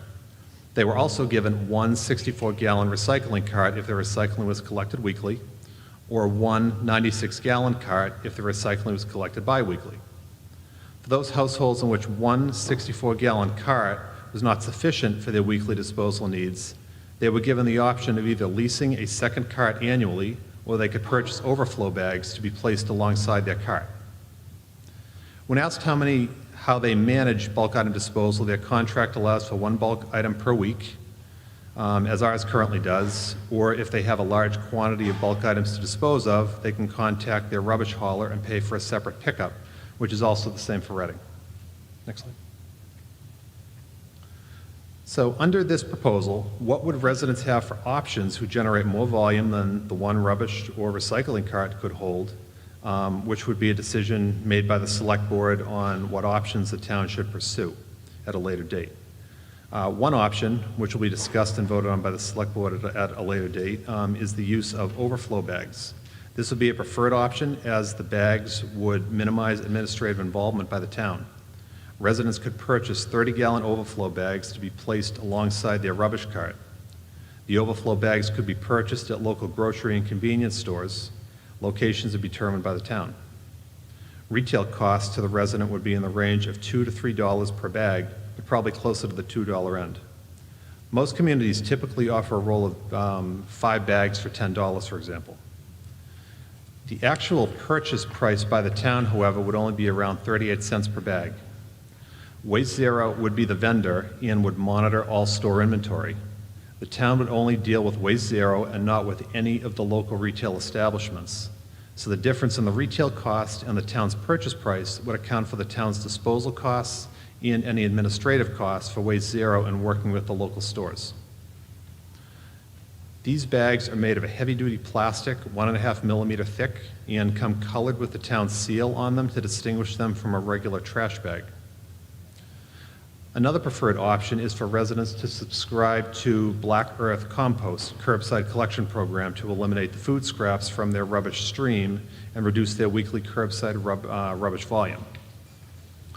One more option, which again would be discussed and voted on by the select board at a later date, would be to allow households to lease an extra cart, although this option is less desirable for the town as it creates logistical challenges for town staff in finding locations to store the additional cart and then delivering them to the household, as well as logistics on management of annual payments. Under this option, each household could potentially obtain one additional 64-gallon rubbish cart for an annual charge, or an extra 64-gallon recycling cart. Next slide, please. Now, in anticipation of what might be asked, I also put together some questions which many of you may be wondering about. So, how many carts would each household receive under this proposal? So under this proposal, each household would receive one 64-gallon rubbish cart and one 64-gallon recycling cart. How many carts will the town need to purchase? The town would have to purchase approximately 7,400 rubbish carts and 7,800 recycling carts. How much will this cost and how will it be funded? Town meeting is being asked to approve $900,000 to purchase carts. This will be paid out as debt over 5 years beginning in FY25. Have grant opportunities been explored to fund this? And the answer is yes. Grant opportunities have been researched for funding these recycling carts only, and we are actively looking into them. There is a grant offered by Mass DEP, but the town is not eligible for it, as the average weekly household rubbish allowance for this grant is restricted to only 35 gallons, and Reading is more than that. There is also another grant offered by a recycling partnership, a national nonprofit organization which provides funding for purchasing recycling carts and implementing recycling education outreach efforts. Next slide. So what would be the benefit of switching to carts now? Having carts in place now would ensure a smooth transition if the town decided to switch to automated collection when the current rubbish and recycling contract expires in June of 2026, and would add flexibility in that the carts would not be tied to a change in collection contracts, as I mentioned before. If funding is approved, when could residents expect to see their carts? Once funding becomes available and the carts are ordered, there is at least a 6 to 8 week lead time, which would allow for a possible delivery during the fall in 2023. You're probably asking, is Republic Services on board if the town switched to carts? And the answer is yes. The town manager reached out to the regional manager of Republic Services, and they can only see this as an improvement over our current process and have no concerns at all. How will the cart program be rolled out? So the vendor would perform the initial delivery of the rubbish and recycling carts to each household, and then the Department of Public Works would perform maintenance and deliverables as needed. The carts come with a 10 to 12-year warranty. Next slide. So why would the town only provide one 64-gallon rubbish cart to each household when the current rubbish limit is 120 gallons per household? Well, from surveying Reading's peer communities, providing one 64-gallon rubbish cart per household would align Reading with what our other peer communities are already doing. Data actually shows that the average amount of rubbish generated by a single Reading household is less than 64 gallons per week, which you will see in the next slide. Plus, from an environmental standpoint, communities must encourage households to reduce their solid waste footprint. So what options exist if a resident has more than the 64 gallons of rubbish per week? Well, residents could purchase 30-gallon overflow bags to be placed with their rubbish cart, which will be a vote taken by the select board at a later date. Residents could subscribe to the Black Earth Compost Curbside Collection Program to eliminate the food scraps from their rubbish stream and reduce their weekly curbside rubbish volume. Residents can now purchase home composting bins from Public Works at $30 each with a limit of 2 per household. Each household could obtain one additional 64-gallon rubbish cart for an annual charge or an extra 64-gallon recycling cart, both of which will again be discussed and voted on by the select board at a later date. Next slide. So what you see here now is a comparison of the average weekly household rubbish and recycling volumes for the past 4 calendar years. So these volumes were calculated based on the total tonnage collected each week for both rubbish and recycling, which were then broken down by the number of households serviced. The blue bars represent household rubbish volumes, and the orange bars represent household recycling volumes. And as you can see, even in calendar year 2020, during the height of the pandemic, when so many people were home and had nothing better to do than clean out their basements and attics, the average weekly household rubbish volume was still less than 64 gallons per week at 63.5. Then by last year, in 2022, the rubbish volumes stabilized to the level they were at pre-pandemic at about 57.3 gallons. You can also see that recycling volumes would not be an issue, as the average over the past 4 years was only 23.5 gallons per household. Next slide. So what are the pros and cons of overflow bags versus an extra cart? So pro, bags are more economical when you might only have extra rubbish periodically. Pro, bags offer the least administrative alternative for the town. Pro, an extra cart gives the convenience of already having it on hand when it's needed. Con, an extra cart would require additional storage for a household.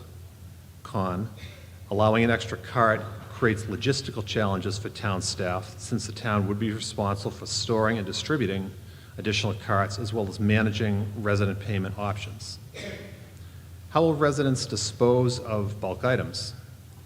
Residents would still be allowed to place one bulk item curbside per week with their rubbish, as we're still under the same contract for the next 3 years.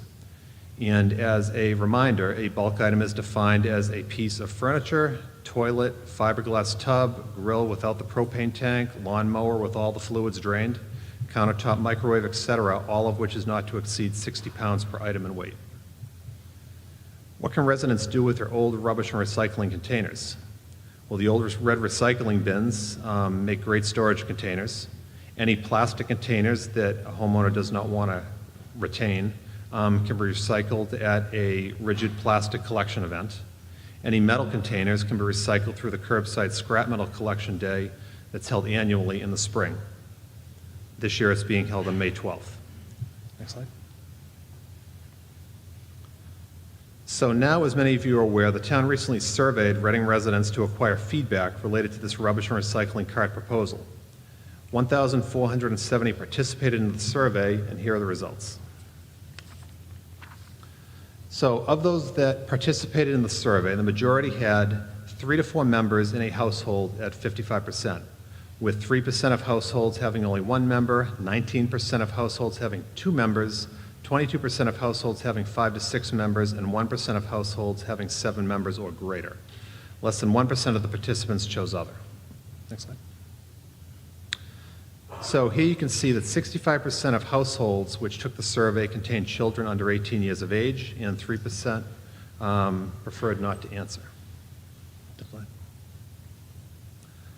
So when looking at the age demographic of who took the survey, the majority were either in the range of 35 to 44 or 45 to 54, having 32% and 26% respectively. Of the remaining age groups who took the survey, 2% were under 18, less than 1% were between 18 and 24, 6% were between 25 and 34, 14% were between 55 and 64, and 12% of the participants were 65 years of age or greater. 8% preferred not to answer. Now to the questions. The first question asked residents whether one 64-gallon cart would be sufficient for their weekly household rubbish. Of those surveyed, 64% said that it would be sufficient, while 36% said that it wouldn't. Question 2 asked residents that if one 64-gallon rubbish cart was not sufficient, would they consider leasing a second 64-gallon cart for an annual fee estimated at a cost between $150 and $200? 14% responded yes, and 86% responded no. So the third question asks that if a 64-gallon cart was not sufficient for them, would they consider using a 30-gallon overflow bag, which could be purchased at a local retail establishment when needed at a cost of about $2 or $3 per bag. 45% responded no, with 55% responding yes, that they would be willing. Next slide. Oh, sorry. Go back closer. The fourth question asks whether residents would prefer a cart smaller than 64 gallons for their weekly household rubbish. 12% responded that they would prefer a cart smaller than 64 gallons, with 88% of the residents saying they would not prefer a cart smaller than 64 gallons. Question number 5 asks whether one 64-gallon cart would be sufficient for their weekly recycling. 65% said that one cart would be sufficient, with 35% saying that one cart would not be. The sixth and final question asks that if one 64-gallon recycling cart was not sufficient, would they be interested in the town providing them with a second 64-gallon recycling cart?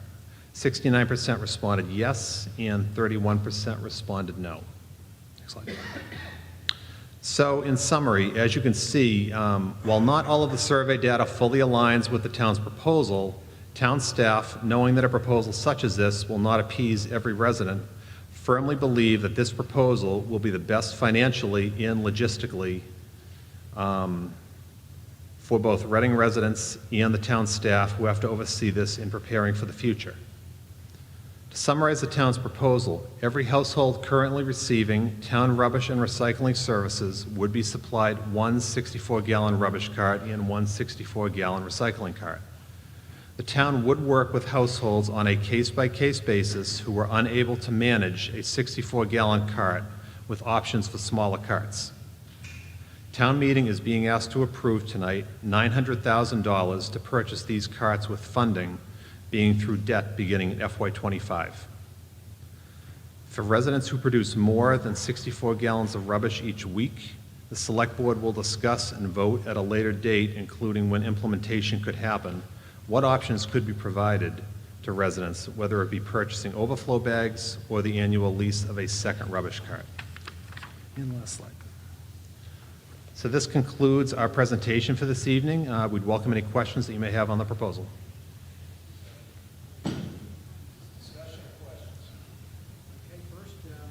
We have a FinCom report. Ms. Sisson?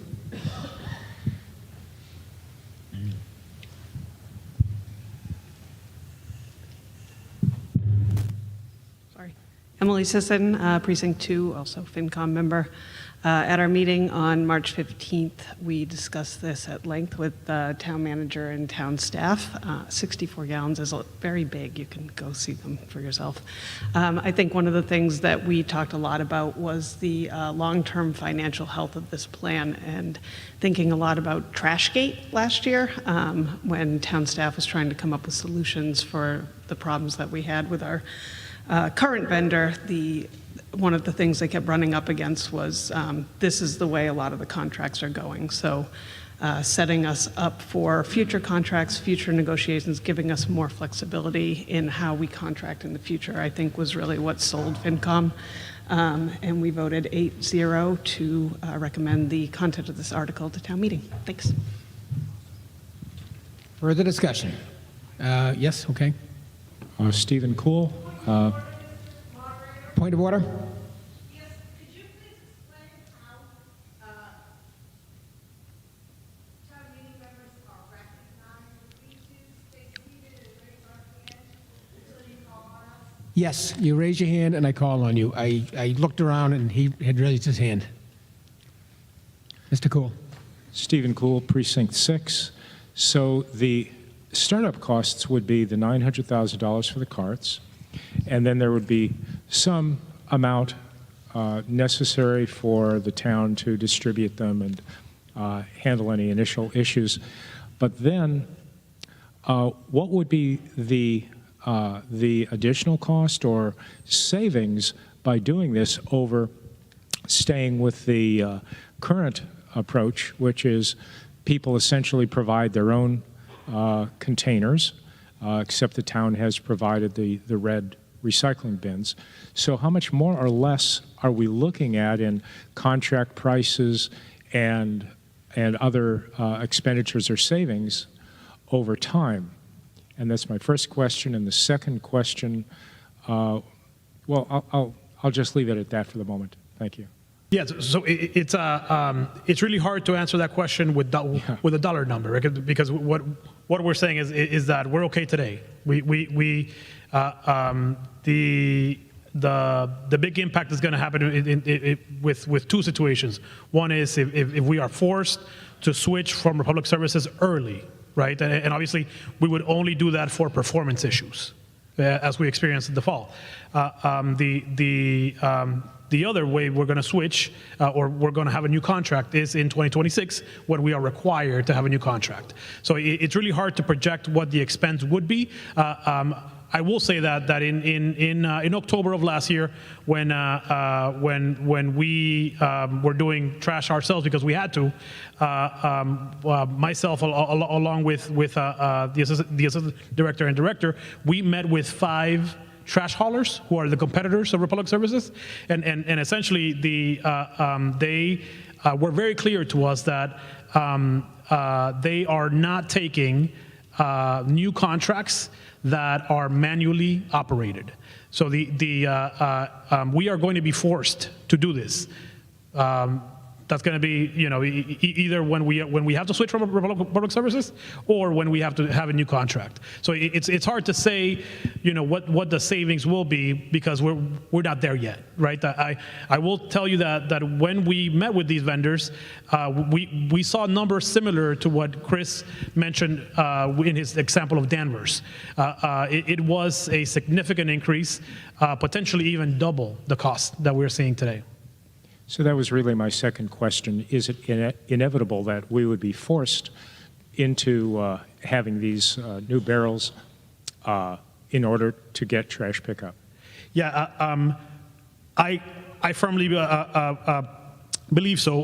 One of the vendors essentially gave us a transition cost, right? Which was, obviously this rollout cannot happen overnight. We don't have 7,000 barrels that are lying around and in storage. So what they propose is essentially an additional labor cost. So it was an additional labor cost of $50,000 per month as the town basically got ready and transitioned over to this.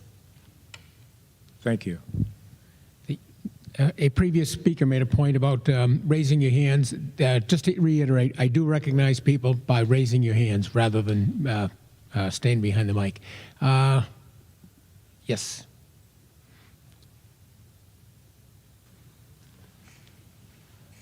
Mark Ventura, Precinct 2. A couple things. I think your average of 64 gallons per household, that data is, well, garbage, to put it literally. I see my elderly neighbors who spend half their time in the Berkshires, put out a half a bag a day. And then my family of 5, I'll fill two 64-gallon buckets. With the recycling, I have the baseball team over for a pool party. My recycle bin is full, and I have a big one. But to your point, the recycle bins are free. We were just told we're 7% in the good financially every year from FinCom's recommendation. Part of these rising costs are the cost of fuel, and we all know why that is, but we won't get into that in this discussion. That may or may not go down, but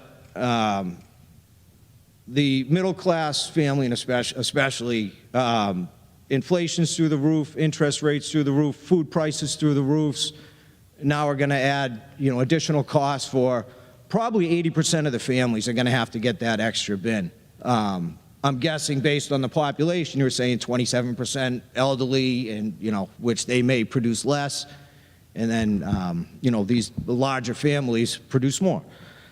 So if we're so well off, this is part of the cost of inflation, business, whatever. Why couldn't we drop that 14% to 12%, still be 5% in the good, and cover some of these costs for families that, when does it end? Just keep throwing punches at us. Raise the price of eggs some more. Raise our disposal costs. You buy one flat screen TV, the styrofoam in it alone, which we cannot throw in the recycling, is going to fill that bin up. So, and I'm not in the mood to store 1 million pounds of styrofoam. Maybe they should do something with the packaging, but that's not my fault right now. So I don't think we should try to absorb these costs and not pass it on to the citizens of Reading anymore. I think the average of 64 gallons is a flawed value. One Christmas, one birthday party, one holiday, that does your bin in as well. You got to think of the size of the family and everything else.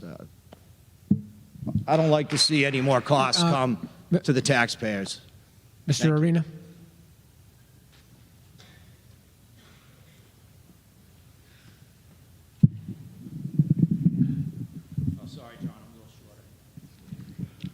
This will happen all evening, I promise. John Arena, Precinct 1. A couple things. I believe the cost of the containers are about $59 a piece. Is that correct? Sorry, what number did you say? 59 and change. I think that's right. Yeah, I think that's right, 56. Okay, so there's no cost in the 900K other than material cost. Is that true? It is largely material costs. There is the cost of distribution as well, but it's very small okay. compared to the cost of the carts.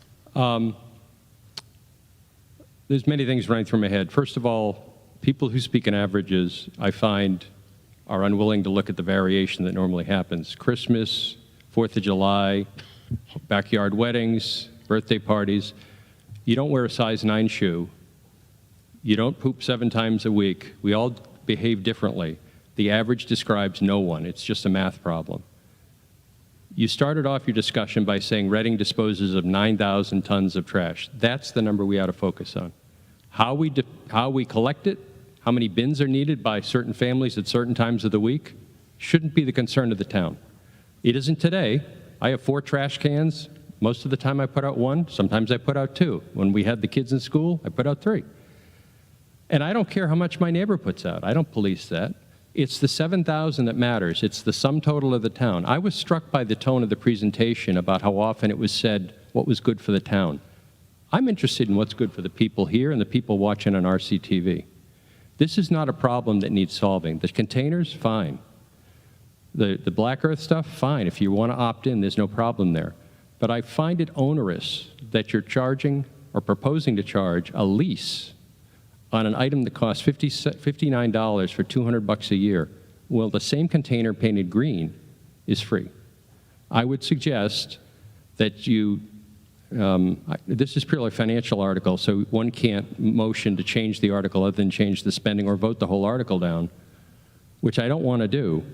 But I really do not like the suggestion that everyone's going to have the same size 9 shoe and the same 64-gallon container, because it doesn't fit everyone.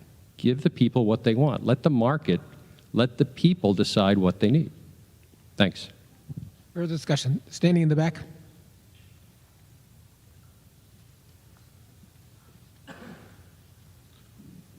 This works for me. Thank you, Mr. Moderator. Tom Wise, Precinct 4. First of all, Fidel and Assistant, I appreciate your time here, and I appreciate what you're trying to do. When we went through some of the proposals you received, it is stark, and we don't want to. I don't think anybody here wants to pay another $1 million a year in trash, right? In the grand scheme of things. So what you're trying to do, conceptually, I think we understand. I think what we have a problem with is the implementation, at least some of us, right? So to John's point, if you average 57 gallons of trash, that means you have some people at 20 and some people at 90 or 100, right? Just to get to that average. Very rarely do you have a very tight selection right around 57, so that number is worthless in the grand scheme of things. The second thing I would think is your survey itself was biased in the way it was asking questions. It did not provide an option for purchasing your second trash can or your second recycling can. So you didn't even ask us the question if we would purchase something. It also didn't provide an option of, do you already have one of these? Which, by the way, I have 2 already. They fit that. And I see that Republic Services people use it every single time to load it into the trash can, in the trash truck. So you don't need to give me one, because I already have 2. And you don't need to say it's your property, because I already have my own property that does this.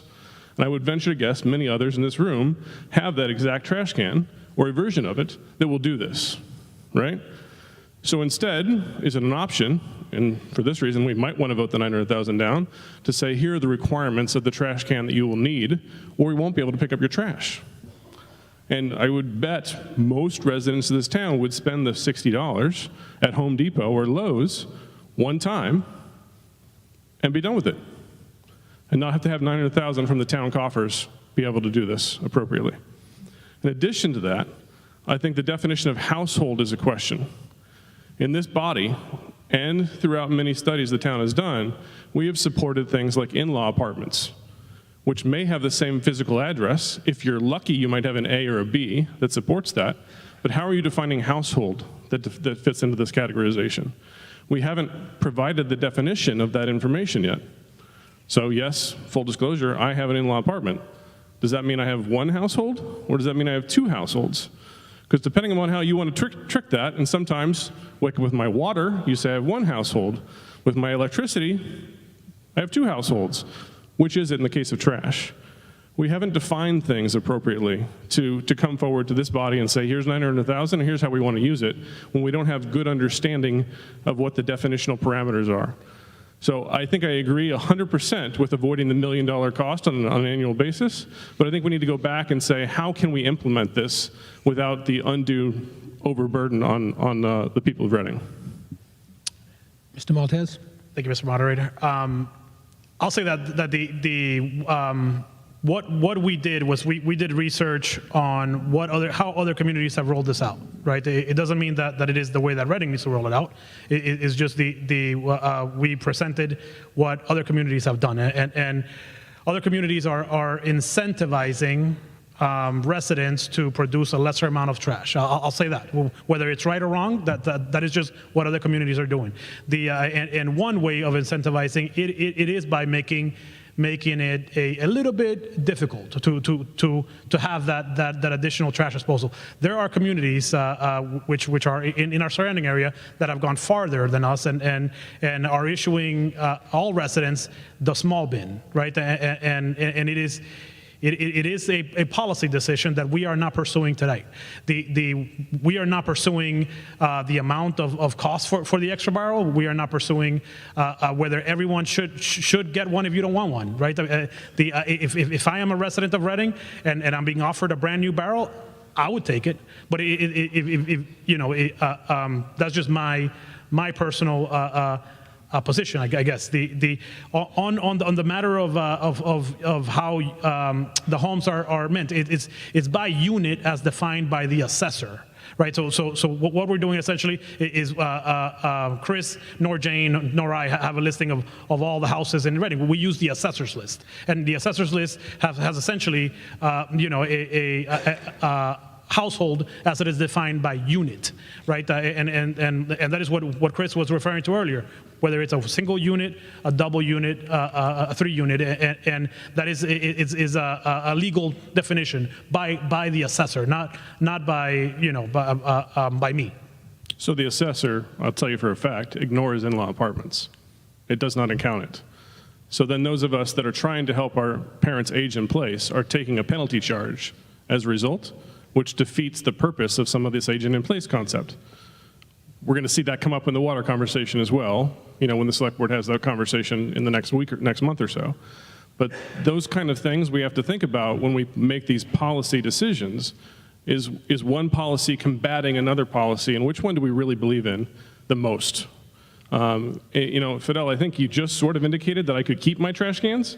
Are you absolutely saying that or not? So I am saying that the proposal is to roll out trash cans to all residents of Reading. That is the proposal. So can I keep my trash cans and use them because they already work or not?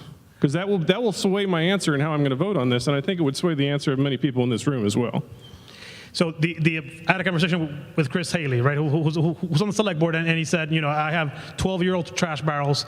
They look exactly the same as this. Why do I have to replace it? And my answer was simply, if I give you a new trash barrel, would you take it, right? I mean, that's I think how I would answer your question. It is hard for us to verify, right, which trash barrel will meet that spec, right? And the fee for the extra trash barrel, it is not just as you saw, it is not just the extra cost of the physical trash barrel, because trash barrels are a tool, right? The real cost is in the hauling of the hauling cost, and also the disposal of that garbage cost, right? So the idea that if I have a trash barrel, then trash is free, right? That is not what we're explaining. What we're explaining is that the $900,000 is a one-time cost. It will never happen again for another 15 years, right? And if it's going to be incorporated into our debt schedule, it is not going to add additional taxes or burden to any resident of Reading, no more than is already built into our operating budget. What is going to be a significant expense is this hit that is going to come from two places. One is the additional burden on disposal cost, and the additional burden on hauling cost. So let me just peel that a little bit and tell me, if I go over my time, please shut me down if necessary. Okay. I don't think I've hit the 10 minutes yet, but if I do, let me know. You got about 2 minutes. What I understood the driver for this from a Republic or other trash perspective was to reduce the staff so they could do this more mechanically, right? So that's where the $1 million charge comes in, is so that they could then, pay staff to do this. So it seems counterintuitive to me that we would then be okay with trash bags as an alternative to that, because then you have to get a man out of the trash truck and pick up the trash and throw it in the trash truck. So that seems funny overall as well. All the more reason why we should allow town people that have something that looks exactly like that, and you can measure the spec, It's not hard for us to do, really. They're probably even numbered from a stock perspective. If it meets that spec, it will go, and it'll be okay. Then we don't need 900,000. We may need 600,000. We may need 300,000. But we don't need 900,000 if we figure out how to do this. Maybe you can buy it, and then you can have a storage. I don't know where you're going to store 1,500 trash cans. It's another story, or 15,000 trash cans, do my math properly. But anyway, we need to figure out a better way than just say, hey, you're going to pay $200 a year for a second one, because there are many of us that are going to have the second one, and ideally, we don't have to buy any because we already have them. And to say you're going to give me one is not true because it's not mine. You're loaning it to me. You said it's the town's trash can, not my trash can on a go-forward basis as well. Minor detail, but it is an important one. All set. Point of order? Did I hear a point of order? Point of order. Yes, point of order.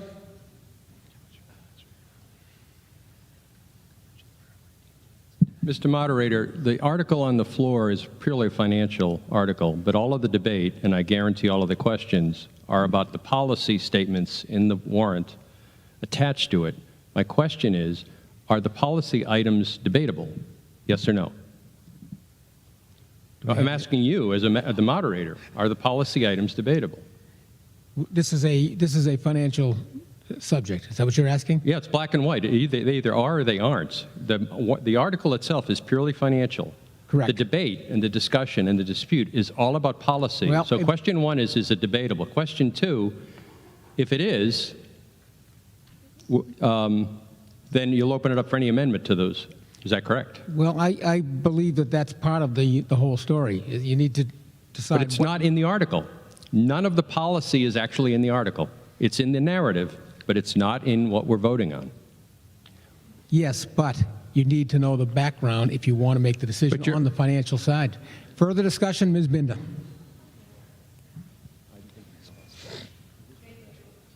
Is it on? Yes. Oh, thank you, Angela Binder, Precinct 5. So just to clarify, when you're talking about person versus mechanical, you're talking about someone physically picking up a garbage can or something and putting it in the back and having some sort of mechanism. I don't think I've ever actually seen it where the garbage can is loaded onto like a platform and flipped over. So that's the reason why it needs to be standard. Is that process pretty standard now amongst the companies that do it? Is there a possibility for change, for it improving, so that if we purchased these garbage cans and we don't need them, we technically don't need them for another 5 years, that whatever lifting mechanism could change, that we would need to buy new cans in 5 years, or are we pretty safe that if we bought them now, they would be good for 15 years? I can't predict what the future is going to hold, but I'm sorry. I'm sorry. Can you hear me now? Can you get a little closer? I'm sorry. Yeah. I'm sorry. Yeah, I mean, I can't predict what the future is going to hold, but for right now, the foreseeable future is for, automated collection. And what the technology is out there now is it's basically you have the driver in the truck, and the truck has this mechanical arm on it that has like a claw. And the truck simply pulls up next to the barrel, the claw grabs the barrel and throws it up overhead into the truck. Oh, okay. So there's not actually somebody physically loading it onto a platform. It's a claw that comes out. Correct. Okay, so there could be a little bit of leeway, or if we go to that process, they are requiring that they are requiring us. They're requiring this barrel.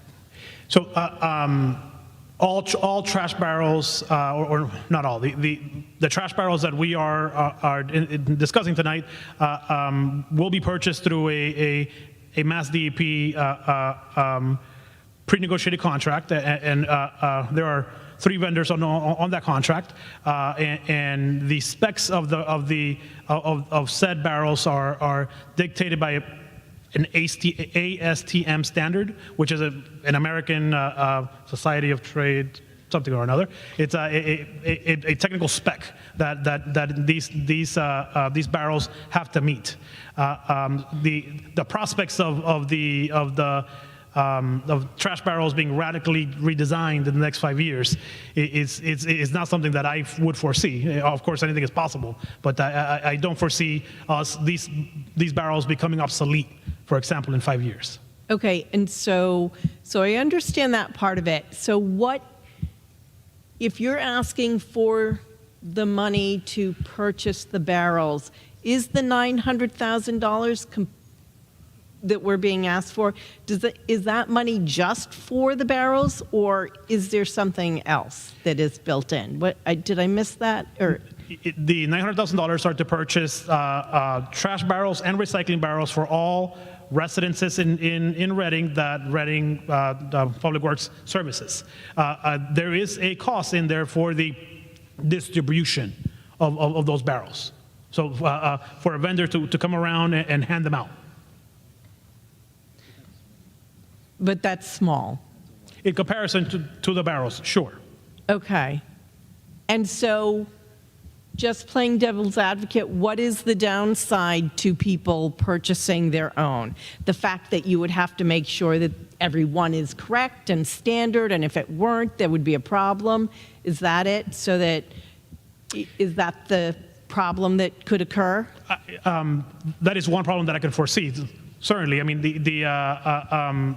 I know that we don't have the staff to go, and personally assess each barrel, right? I mean, yeah, I mean, if folks wanted to buy a sturdy, standardized barrel, we wouldn't be having this conversation. It would already be out there. One of the things that I personally saw during Trashgate in October is that trash in some homes are handled incredibly different. Some people have the old style metal cans with no wheels.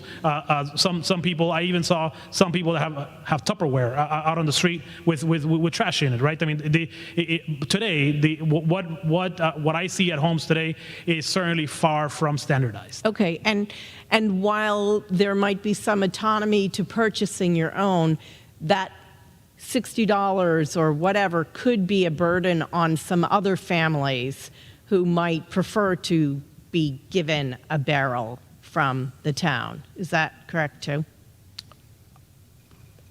Sure, Possibly. you say so, right. Okay, thank you. Right on the back row, yes.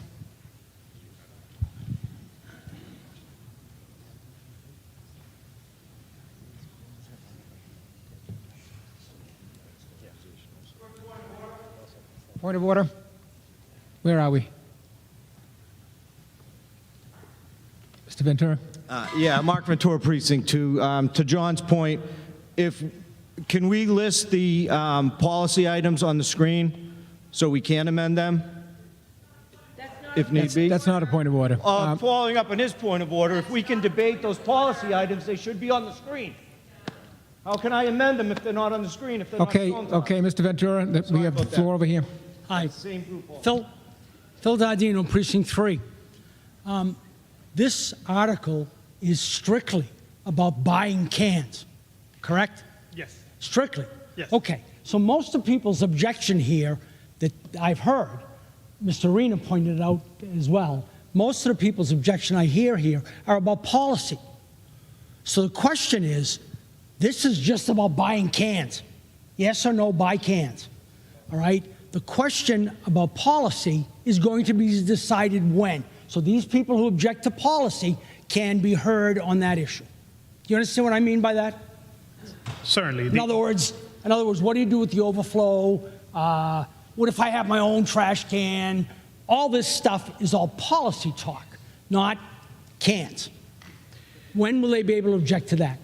So I will say that the proposal before you is to, it is purely financial, and it is to appropriate $900,000 to purchase trash barrels that would give enough funding to purchase one trash barrel and one recycle barrel for each unit in Reading. The intent, I think Chris shared it on his presentation that the intention of coming today and not in 2024 right, is to allow ample time for this transition, right? There are downsides to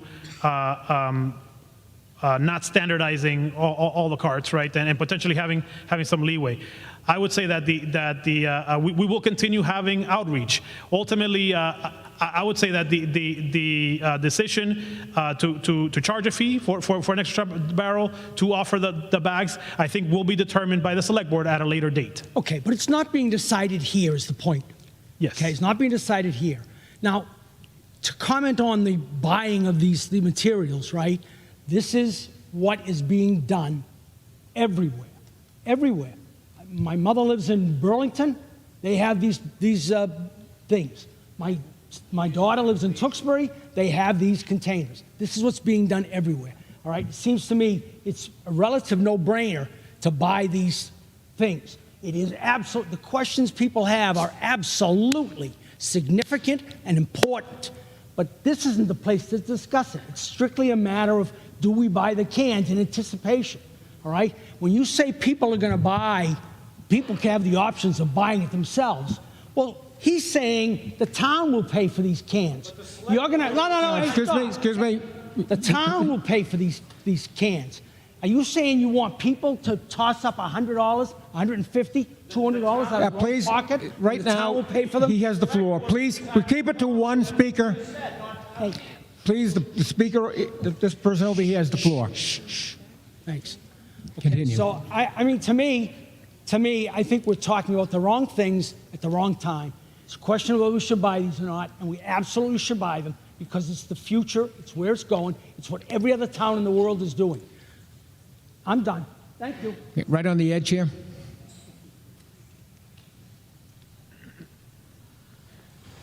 Thank you, Mr. Moderator. Eric Affen, Precinct 4. First, I do think it's really important that we have the discussion about the policy and how it's going to be implemented, because if we're going to spend $900,000 on something, I'd like to understand how it's going to be implemented. The proposal is to potentially have these carts in households by potentially fall of 2023, correct? So if we vote yes tonight, we possibly might not have an opportunity to have additional discussion on these elements. So I think it's important that we talk about them. Couple quick questions. When would the negotiations begin with Republic Services, given that the contract is set to expire in June of 2026?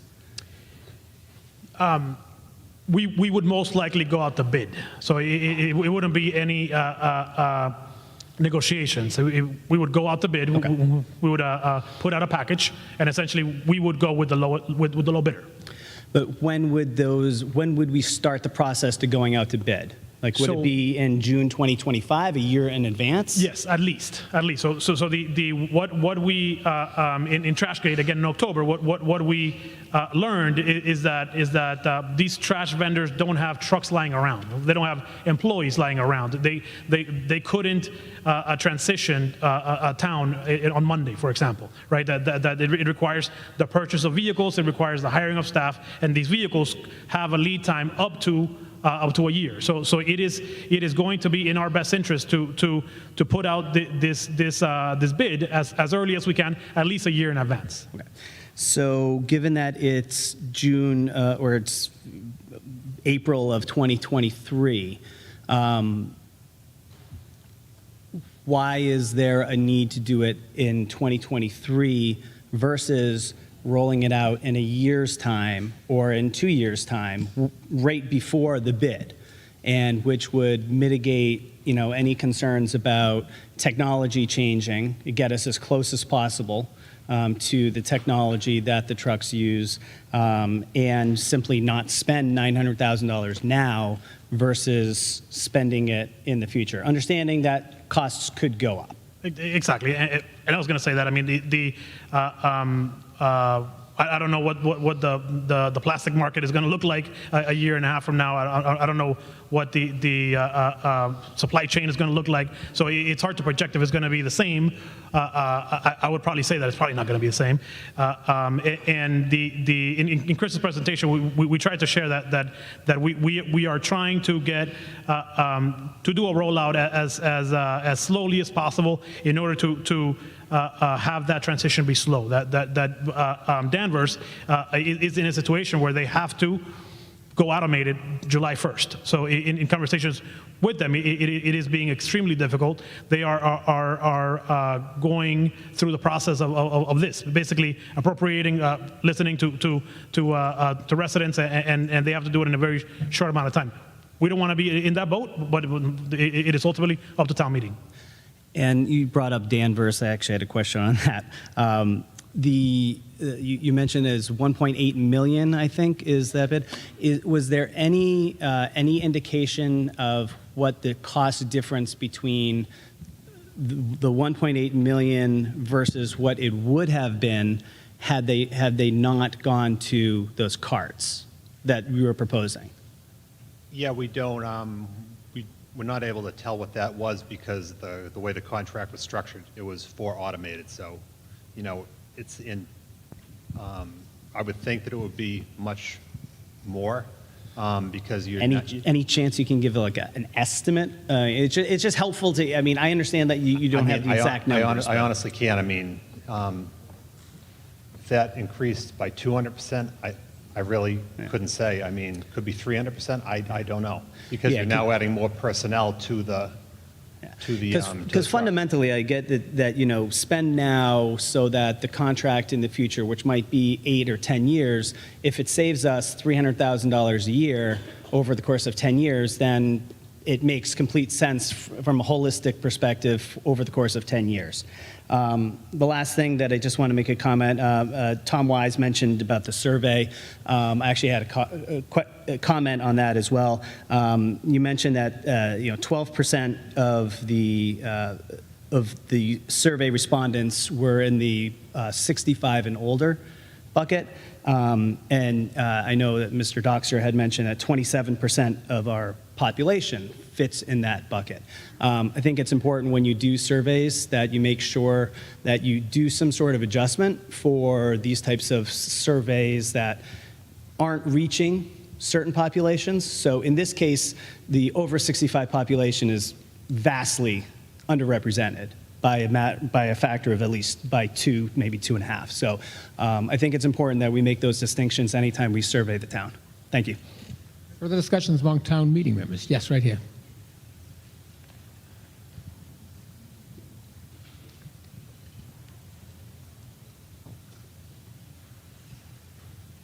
Ellen Childress, Precinct 3.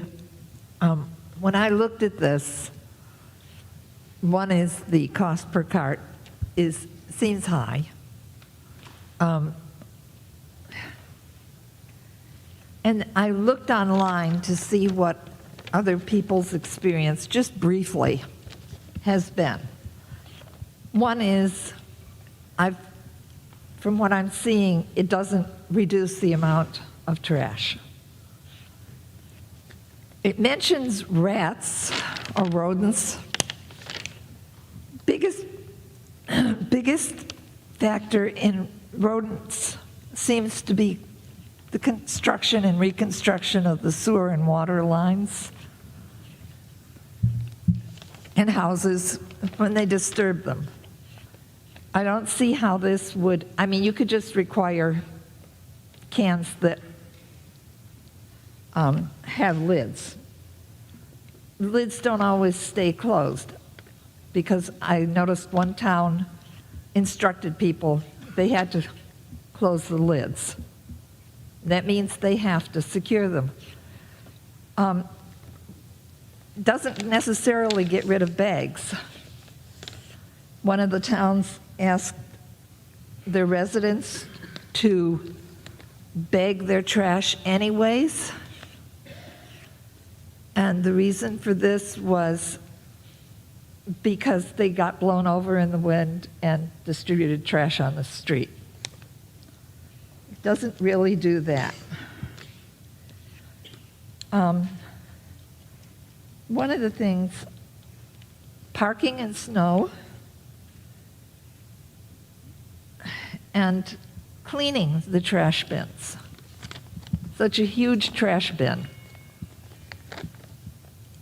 And we had, when we were building, when we were doing bylaws for building, I think it was at the planned unit development stage, we said some places couldn't have out the place to put a hose outside. So how do these people clean the bins? A bin that large.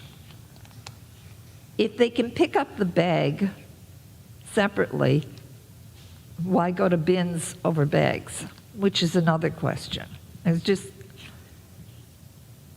and those are questions that would, before spending the money, I'd sort of like some answers to.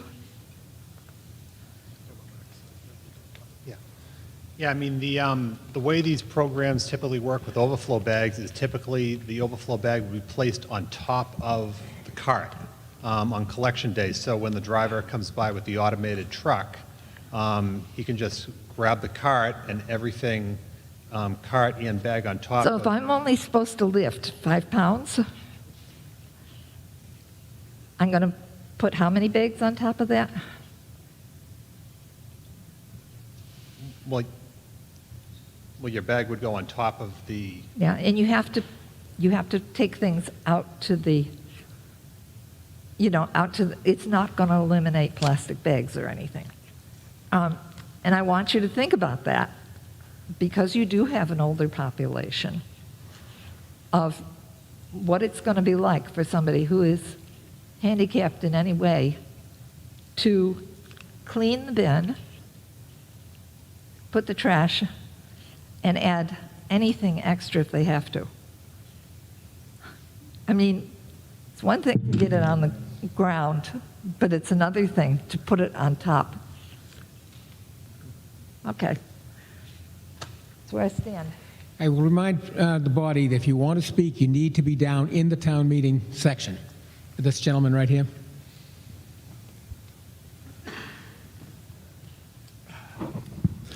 Thank you, Mr. Moderator. John Sullivan, Precinct 7. I've just got a couple of quick questions. On the slide that showed average volume of trash per household, there was like the 58 gallons over, does that include bulk items? That is based on all the tonnage that is hauled to Covanta. So, it would include bulk items because all of that is included in our tonnage, yes. So that would include bulk items. So the average volume of trash in people's bins every week is actually lower than what we saw on the slide? Potentially, yeah. Okay. And then, I don't know how this data is collected, but you guys don't have any sort of estimate for the range or how the distribution skews on how much trash is coming from each house? Like, do we know we don't have standard deviations or anything like that on? Yeah, we have no way It's just a straight average? Okay. And then what is I guess an estimate of what's the bulk discount on buying a whole bunch of these bins at once versus everybody buying them together? Do we know what they cost retail for a person to go in and buy a 64-gallon bin versus the $59, whatever that we're looking at? The pre-negotiated price with Mass DEP is $50 for the 64-gallon barrel. We had a conversation about this in the select board meeting, and it really depends on what vendor you go to, but it could range from 80 to 100, or maybe even more than that, like Home Depot, basically. So if the negotiated price is $50 a barrel, you said, and it could be 80 to 100, that's like a 60 to 100% discount, or the price could go up by 60 to 100%. I will say that I haven't gone to the websites and checked what they would cost at, say, Home Depot, but the only point of reference is we had a discussion on this at a select board meeting, and we were looking at the meeting, and yes, correct. The range at Home Depot would be closer to $100. Okay. And then the last question, I think from what we've seen here, the only buy that we're approving tonight would be for 64-gallon barrels. If we're in that 12% that use a lot less than that and don't have a place to put a 64-gallon barrel and want a smaller one, will that be an option? Are we voting to buy smaller barrels tonight too, or just the 64 gallons? Yeah, what we are requesting is $900,000 to purchase rubbish and recycling carts. So we're not specifying the size that everybody, we recognize it. We heard it loud and clear that we are going to need to offer smaller carts. I think that was mentioned in Chris's presentation. We recognize that loud and clear. It's going to be hard to query people, if you will. It's going to be hard to have a tracker, basically, where we account for all 7,000 homes, right? And we know that one Main Street needs this card, 2 Main Street needs this card. So we're going to have to hopefully roll this out as standardized as possible, but knowing that we need some flexibility on a case-by-case basis. Okay, great. Thank you, guys. Excuse me, Ms. Alvarado.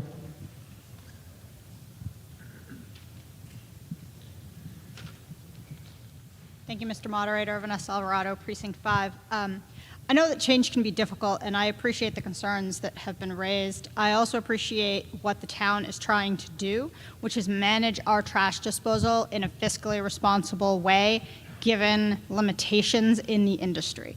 I support this effort to be more conscientious in our trash disposal. It seems like what the intent is to invest now in our trash disposal so that it does not cost us more long term.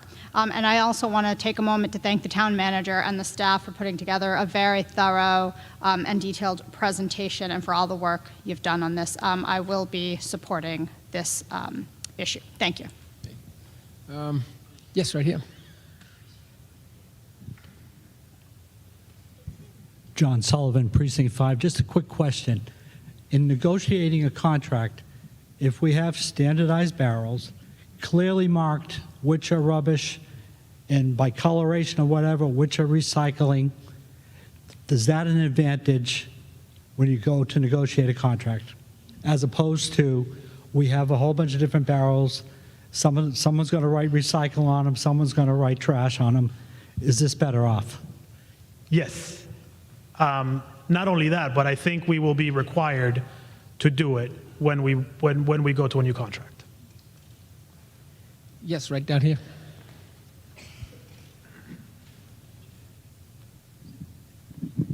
Hi, Carrie Perry, Precinct 6. I understand the fiscal responsibility of purchasing these now in preparation. What I don't understand is why now we have to limit additional barrels that people could use until we need to decide that factor, which I wouldn't see at the time until really we probably have the time of working with the new contracts. I don't see why we can't use the new barrels as well as any other barrels that we have for the time being.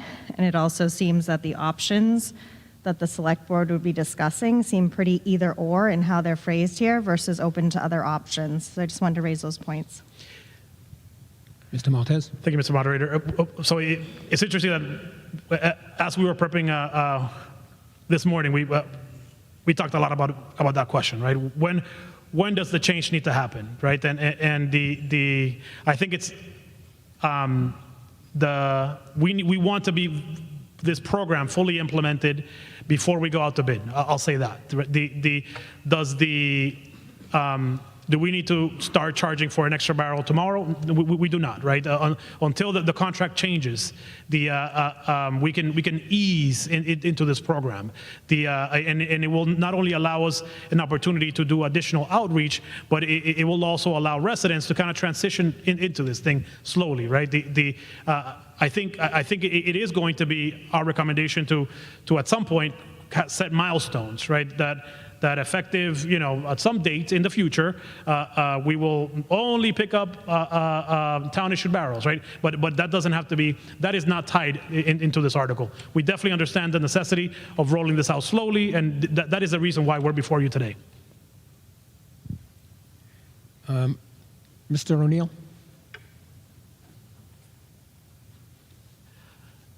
John O'Neill, Precinct 6. I would like to amend the motion to add $250,000 to the $900,000.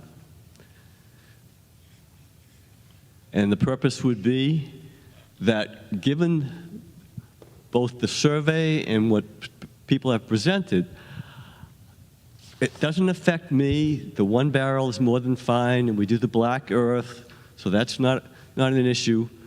But why not allow, why shouldn't the town pick up the cost of those people who need a second barrel? And it's a significant number of people in the town, some of whom who can afford it and some who can't, who it would be a hardship. I certainly don't like the idea of some people having to pay $200 or $300 a year. Given what people have said, times are difficult for many of us. So that's. Can we put that up on the board so we can see it? Yeah, I mean, Mr. Moderator. Sorry. Okay, I'm sorry, Mr. Yeah, I understand the intent of the amendment. I think it'd be hard for us to quantify, right, what that means, right, and not only what it means, but also what is needed.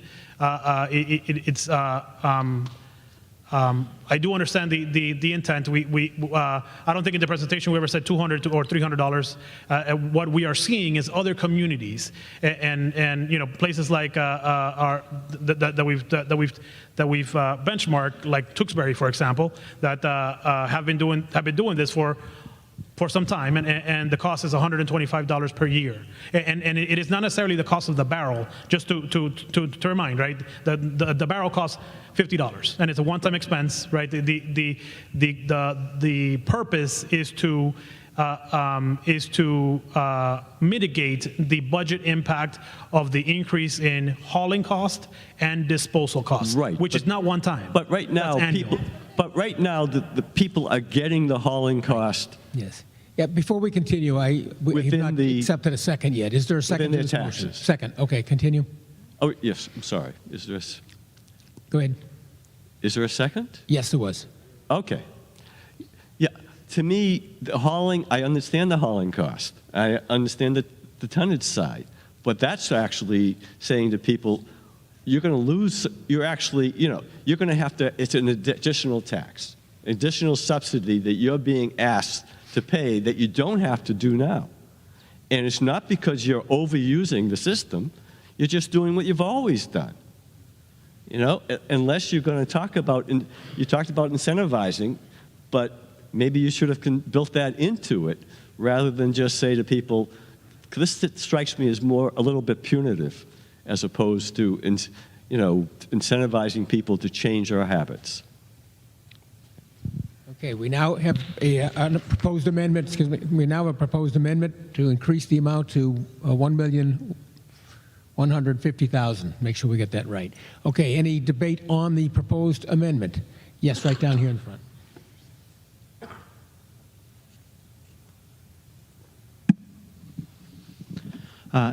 Joe Carnahan, Precinct 7. One thing that I think Mr. Maltese has pointed out, but I want to emphasize here, is that part of the effect of moving to the standardized size, and granted the size is not what we're voting on the amount, the only size we're voting on tonight is the size of a pile of money, but there is an expectation, which I think maybe actually I feel like Chris and Fidel are underselling this part, that there is an expectation that the standardized barrels will, at the margin, reduce the amount of trash we produce. That if it's just a little bit more inconvenient for me to throw out one more thing, maybe I will figure out a way to throw out one fewer things. So unfortunately, that means that the amendment we have here is going to have an undesirable financial effect where we're not really voting on, yes, we're voting on an extra $250,000 here, but you can also expect that approving this amendment would increase the cost of our rubbish disposal every year going forward, because we would not encourage conservation. We would be subsidizing throwing out more trash.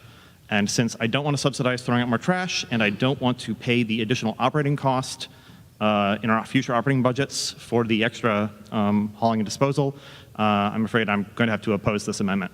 Thank you. Further discussion on the proposed amendment? Yes. Yes. Yeah. Yes.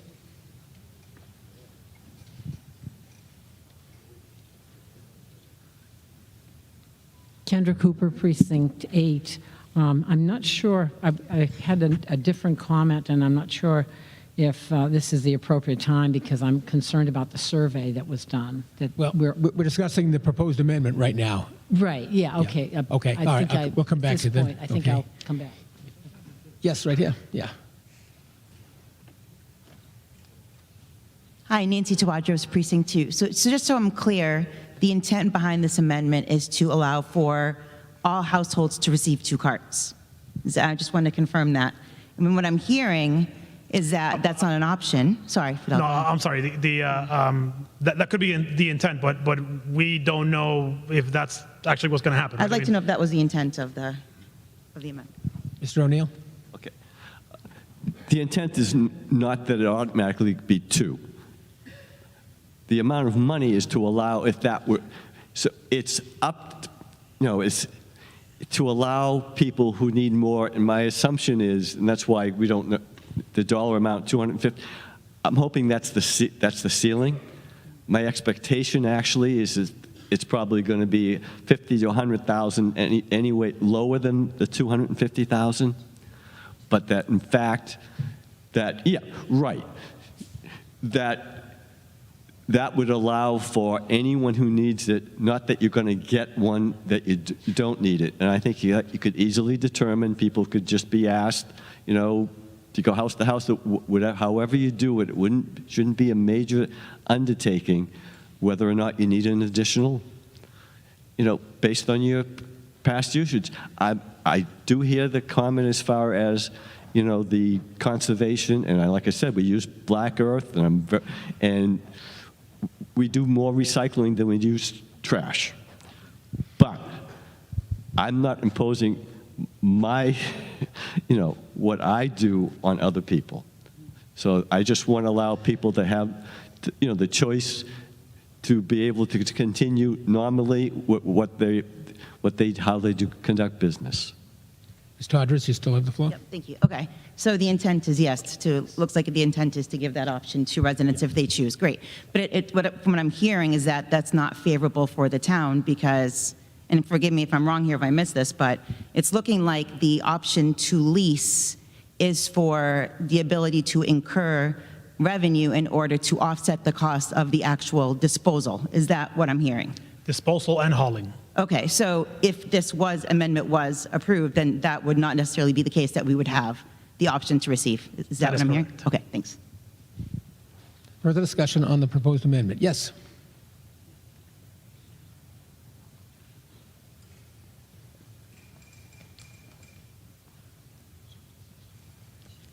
Thank you, Mr. Moderator. Carla Nazaro from Precinct 1.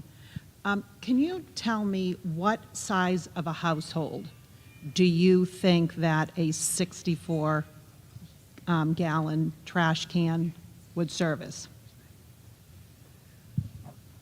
I think it depends on the habits of the household, but anecdotally, I'll tell you that the staff that lives in communities where this is rolled out, and I am one of them, I have a 64-gallon barrel, trash and recycle barrel in my home, and we're 4.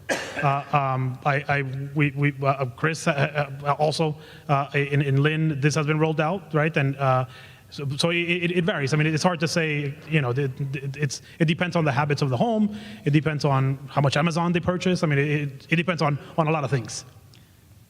And one of the things it would depend on is how many people actually live in the home. Sure. Okay, so if there hasn't been a scientific study as to like every person on earth creates a certain amount of trash, right? We know that for water rates, right? We know we don't go into the higher tiers of water rates until you hit 3 or 4 people in the home. So presumably with our water rates, we're charging families of larger than 3 or 4 occupants to pay more for their water, right? Proportionally more for their water. And to me, this 64-gallon bucket is, you're saying maybe it will suffice for a family of 4. So what happens for the family of 6?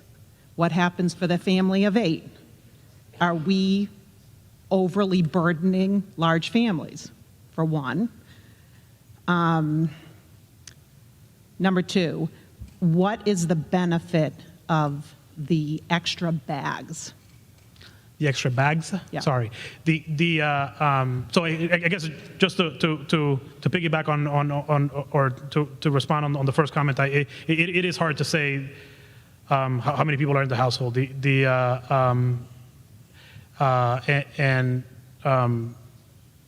guess on the bags, it is just a program that is very typical and common in the communities that we surveyed.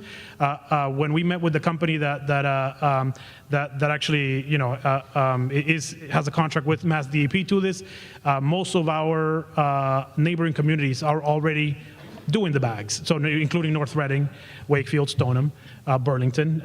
So it is just something. It is just a mechanism that a lot of communities around us are already implementing. I can't help but think that this, the purpose of this whole amendment and purchasing a certain amount of bins per family, it's nothing but punitive to larger families. I can't seem to try and even find a solution that is other than that. So I have a huge problem with that on multiple levels, coming from the select board and your recent policies based on water rates and now on trash. So I'm going to just say that.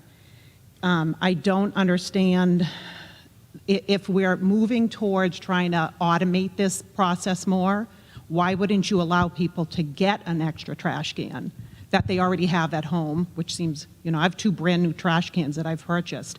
Why do I want to store 2 more trash cans when I can only use 2, right? I'd rather not throw them away. I'd rather not buy disposable bags when I can buy contractor bags from Home Depot if I need to. It's a money grab, I feel like, for larger families. I can't, unless you can give me some kind of reassurance that it's not that, larger families are going to be paying more money. And when you have 6 bodies in the family, you're showering 6 times, you're flushing the toilet more, you're creating more trash. It's punitive to larger families. And I just don't think that's something, I personally don't think that's something that this town wants to stand for. So I guess my question is, in terms of the proposed amendment, if we have families in this town that are larger than 3 or 4, that number may need to go up. I don't think that we need to buy additional garbage pails if people have them. So I think that should be part of it too. I think it's wasteful. But thank you. Okay, thank you. Mr. Doxer? Thank you, Mr. Moderator. Mark Doxer, Precinct 1 and Select Board.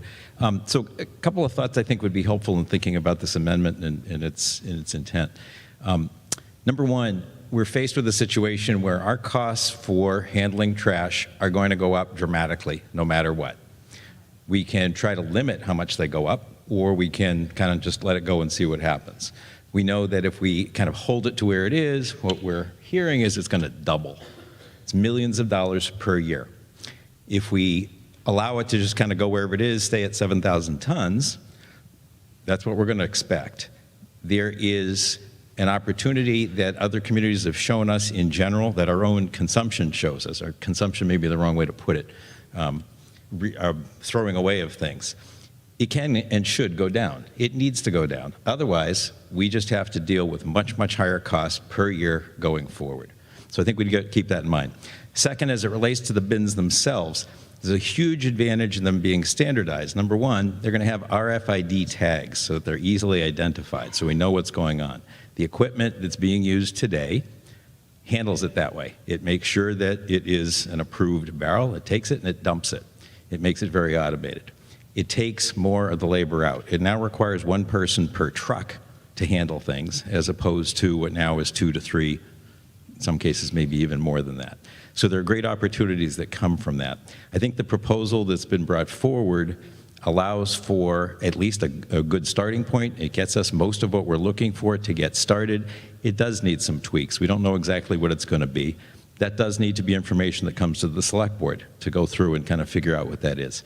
If it turns out that we have to have more barrels, I think we have the opportunity to do it. So I would suggest not changing the number now. Leave it at 900,000. Let this program start as it's been outlined by these folks who put a lot of work into it. And then folks will be able to come to a hearing, talk to the select board about what's going on. We'll figure out the right policy. I do look at other communities around us who are very successfully doing this with 64-gallon cans. They too have a variety of family sizes. We have lots of folks here who've said that they don't want a 64-gallon can. In fact, they can't manage it. It needs to be smaller than that. We know that already. That has to be accommodated. I want us to be careful not to just say, let's just kind of go and we'll just deal with the cost in total. I think that we're all going to be shocked when the bids come in, and we're going to be saying, how can we cut back on our consumption to get rid of that? So I suggest voting against this amendment, voting for the 900K in the original motion. Thank you. Further discussion on the proposed amendment? Mr. Ventura? And I'll come back here.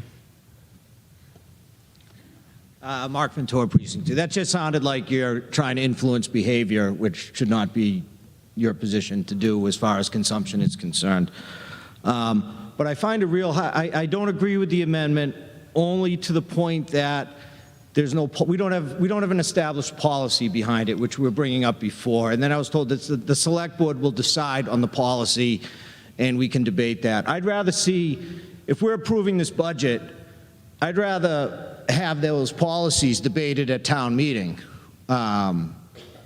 rather than in the select board so we can vote on it, because we're being asked to vote on a $900,000 budget for a policy that the select board's going to make down the road from now. So it's sort of a hard decision to make on approving this funding, not knowing that it will be or may or may not be punitive to larger families, which I agree totally 100% with on that. And I think they're trying to also influence, again, like I said, and it was just told, influence behavior. My behavior is up to me, not the select board, under the Constitution of the United States. So we'll just leave that at that. So with that being said, I'm being asked to vote on a $900,000 budget with the policy that's going to be decided in the future that may or may not be punitive to families. So I find that hard to do. Keep in mind we're talking about the amendment. I agree with that. So I disagree with the amendment on that. And if it's my point later, I'd like to change that. I'd like to amend the article to make the policy under town meeting. If I can possibly do that at all, I don't even know if I can. That would be outside of the scope of this article. Oh, down here in the back? Yes, you. Yes.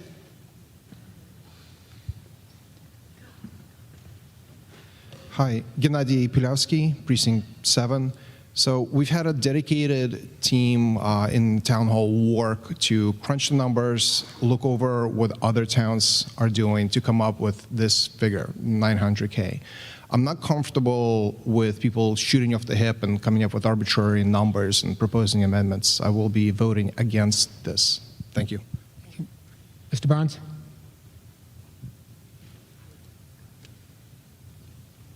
Thank you, Mr. Moderator. Jonathan Barnes, Precinct 5. I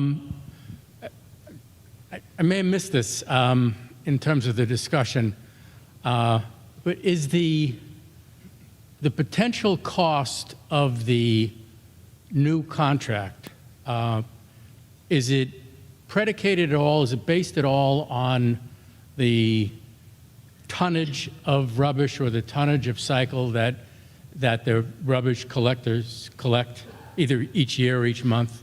Is that a factor in what the cost will potentially be? There's two contracts that we're talking about, right? One contract is for the trash disposal, which absolutely, it's based on the amount of trash that we take to the dump or the incinerator in our case. The hauling cost, I'd say yes at a macro level though. You know, if it's So at a macro level, yes, but you know, if we add 2 houses, for example, it's not going to significantly impact the amount of routes or trucks or employees that are needed. Okay, thank you.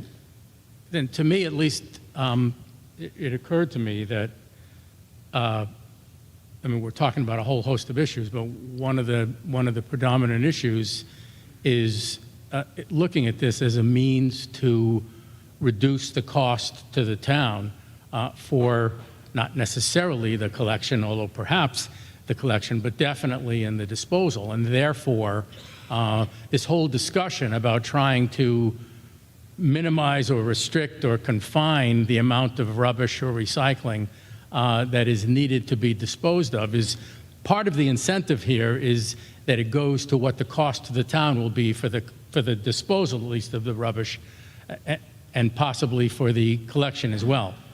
So we're talking about a whole host of issues, and perhaps I missed it before, but now I think I understand it, that part of the reason of going to this and part of the reason for trying to find a way to incentivize people by homes to minimize it is to ultimately reduce the cost to all of us in this new contract, which we know is going to be significantly higher, correct? Yes. Thank you. Ms. Snowdoxer?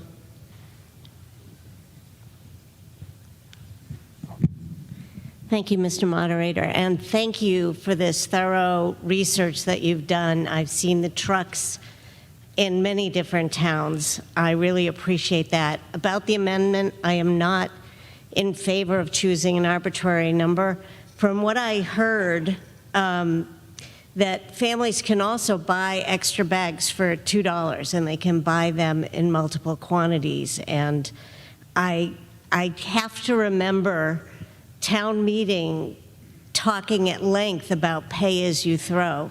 And I'm very grateful that the cost of this is going to be shared across all of us and not falling on individual families to pay for getting rid of our trash. I appreciate the work that you've done.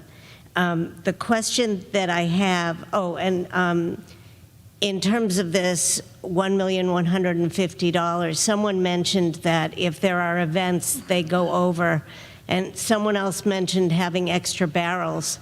I mean, if there's recycling, you can hold on to it, you can get an extra bag. There are ways to deal with that. You can talk with your neighbors and share. We've done that if you have an event and you have extra trash.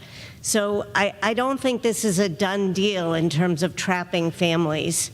And I'm really appreciating that the town is offering, we are offering to foot this bill and the extensive research that has been done. In terms of using our own barrels, I've seen barrels around. I know our barrels got used and beat up. And for the town to try to assess the state of these barrels in terms of how their covers will, how the lids will work, et cetera, I see there is an extra cost involved in that, and extra mess. And so I understand that we might end up with extra barrels. Incorporate a small annual cost in order to replace broken barrels that are town issued in the future. Okay. And the only question, the only reticence I have is the timing. I understand that the timing is to save us all money, save the town money, make it more efficient, lessen the amount of trash. But my concern is, will the type of barrel that we choose cause constraints in terms of the bids that we get? Are all of the companies using the same kind of barrel? And I just heard you say that if our barrels in the next 3 years get broken, then there'll be a small fee for us to replace those. No, sorry. The town would replace a legitimately broken barrel as part of the operating budget. That's a part of the program. I would say that trash barrel technology isn't something that is changing or being extremely innovative, right? The trash barrels are the same trash barrels that were rolled out in Newton, which was the first community that did this 15 years ago, are the same trash barrels that are being rolled out new today. Okay. And so that's across companies. Across companies, it is mandated by a national standard, a national ASTM standard. Thank you very much. Further discussion? Mr. Beckwith?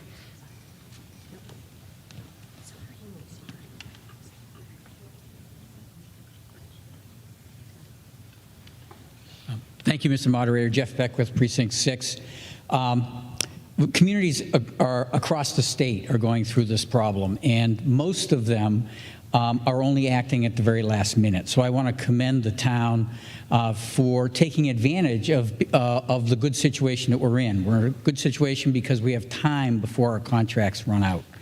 And taking advantage of time will improve our ability to attract more bidders and potentially reduce the cost of our successor contract. The less prepared we are, the fewer bidders we will have, and the less attractive we will be. And I think that this proposal is all about positioning us as best we can in the marketplace so that we're not in a situation that Danvers, another very well-run town, with, unfortunately, an earlier expiring contract, is in a situation where they have to act very quickly. The residents are going to be uninformed about a change that has to happen, and it will take a long time to repair what could be a lot of damage in terms of everyone playing catch up and the citizens saying our community wasn't prepared. Well, the good news is I think that Reading is prepared based on all the work that's being done, and the proposal for $900,000 is a middle ground because it'll allow the town to then learn between now and the successor contract what tweaks or other policies could be implemented to help achieve another goal, which is to reduce the volume of trash. It's not the select board. It's not the people trying to impose conditions. The Department of Environmental Protection has adopted a statewide solid waste master plan that is intending to reduce by 30% the volume of trash disposed of in Massachusetts. And this isn't a new governor. This was Charlie Baker's administration that did this after months and months of public hearings. If Reading is not prepared to take action to help participate in the reduction of solid waste going forward, we will find ourselves potentially on the wrong end of state mandates, state requirements, and burdens that could make it even more costly. We've already seen that Reading, because of the volume of trash we have, isn't eligible for certain kinds of grants that could be very helpful. So investing in the original, I respectfully oppose this amendment. I think that there may be other ways, based on the learning that happens going forward, to spend $250,000 to help folks reduce the volume of trash and save money, as opposed to having the taxpayers pay another $250,000 and lock in a strategy that's not as flexible and nimble and doesn't help us get toward a goal, which is to reduce trash and to make the cost much more affordable for the taxpayer. So I strongly recommend the defeat of this amendment and the adoption of the main motion. Thank you very much. Further discussion on the proposed amendment? Yes, right on the aisle. Yes. Heather Klisch, Precinct 7. I move the question on the amendment. On just the amendment, did you say? I'm sorry. Can I move both? Yeah. You can. If I may move both, I will move both. You could end debate on both the amendment and the main motion, if that's what your intention was. Yes. Okay. So we have a motion. Do we have a second for that? Second. We have a motion to end debate on both the proposed amendment and the main motion. If that carries, we would then go to a vote on the proposed amendment and then right to the main motion, either as amended or not. So that requires a two-thirds vote. Let's see. Mr. Sasso, would you mind taking the right plus the Finance Committee? Mr. O'Neill, would you take your side in the middle? It gets a little, try to use the camera as the dividing line. Over here, Mr. Berman, could I ask you to do the middle section here, up to the camera? And Mr. Barnes, would you take your section plus the Select Board? I'm sorry.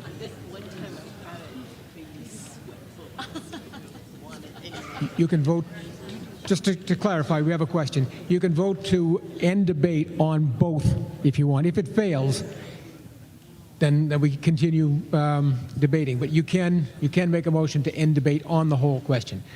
Did you have another question? Yes. That side and the Select Board. Okay, all those in favor. Point of information? Another, Mr. Arena?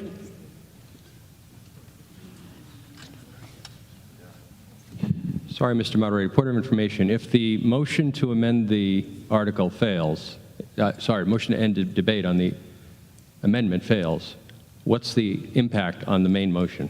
What happens next? The proposed, moving debate, ending debate will cover both. It would end debate on everything if it carries, and then we would go right to voting on the proposed But amendment. if the motion to amend this fails, you go back to the original black letter. Okay, that's fine. But if it passes, The motion before us is to end debate on the entire question. So if it carries, so that's the only question. The amended question is the only question being debated right now. True? correct. Thank you. Yes. So this one vote. It's the only one being debated, but right now we're voting to end debate on the entire question, both the amendment and. Great, thank you. Yeah. Did you have a question? I'm sorry. A point of information, if I may? Another point of information? Yeah, so I'm moving to end debate on both. Will we Yes. then go to a vote on each the amendment Correct. and each the question? Thank you. Yes. That's my intention. Yes. Mr. Sasso, do you have a question? Point of information. So we're only taking one vote for ending debate on Correct. both. One Okay. vote will end debate on everything if it carries. Okay. Correct. And second And then point, a second point of information, and I apologize for being a stickler about this, but as a counter, we do have people kind of standing out in the hall here. You need to be in the lower part of the auditorium to be Physically need counted. to be seated in here. You for need to us. be seated down here to be counted. Okay. Correct. Thank you. Okay. Now, we will now proceed to a vote to end debate, which would end debate on the entire question, both the proposed amendment and the main motion. Although, I'm going to wait for a second for people to sit down. If this vote fails, we then go back to debating the amendment. Okay, now, all those in favor of ending debate on the entire question, please rise. She's so sweet. Ending debate. Yeah, I know.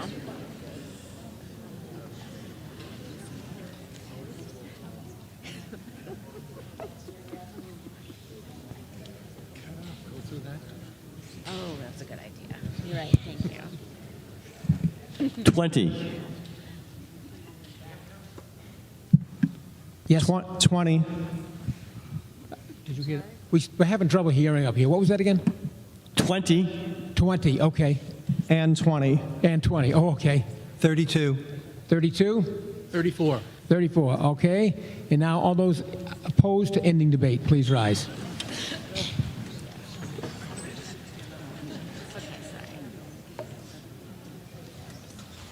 What are you doing? I know, sorry. I can hear everybody quoting town meeting from up front. Mr. Berman? Oh, he's still counting, okay. 13. 13? Yes. 24. 24? 2. 2? 6. 6. The vote be 106 in the affirmative, 45 in the negative. The motion carries and debate has ended. We will now proceed to a vote on the proposed amendment, which increases the amount from $900,000 to $1,150,000. This is just a straight majority vote. All those in favor, please raise your hand. Those opposed, and the motion does not carry. Okay. Next, we have another two-thirds vote, so I ask my counters again. Now we're voting on the main motion, and this requires a 2/3 vote, so all those in favor of the main motion, please rise.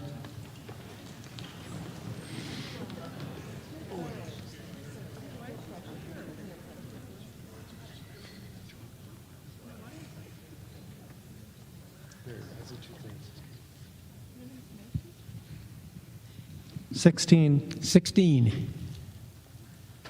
9. 9. 31. 31.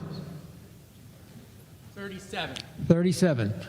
And all those opposed?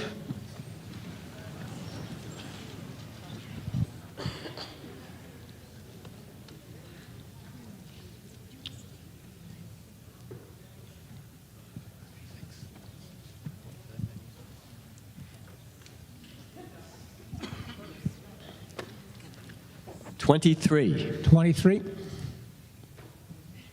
28. 28. 4. 4.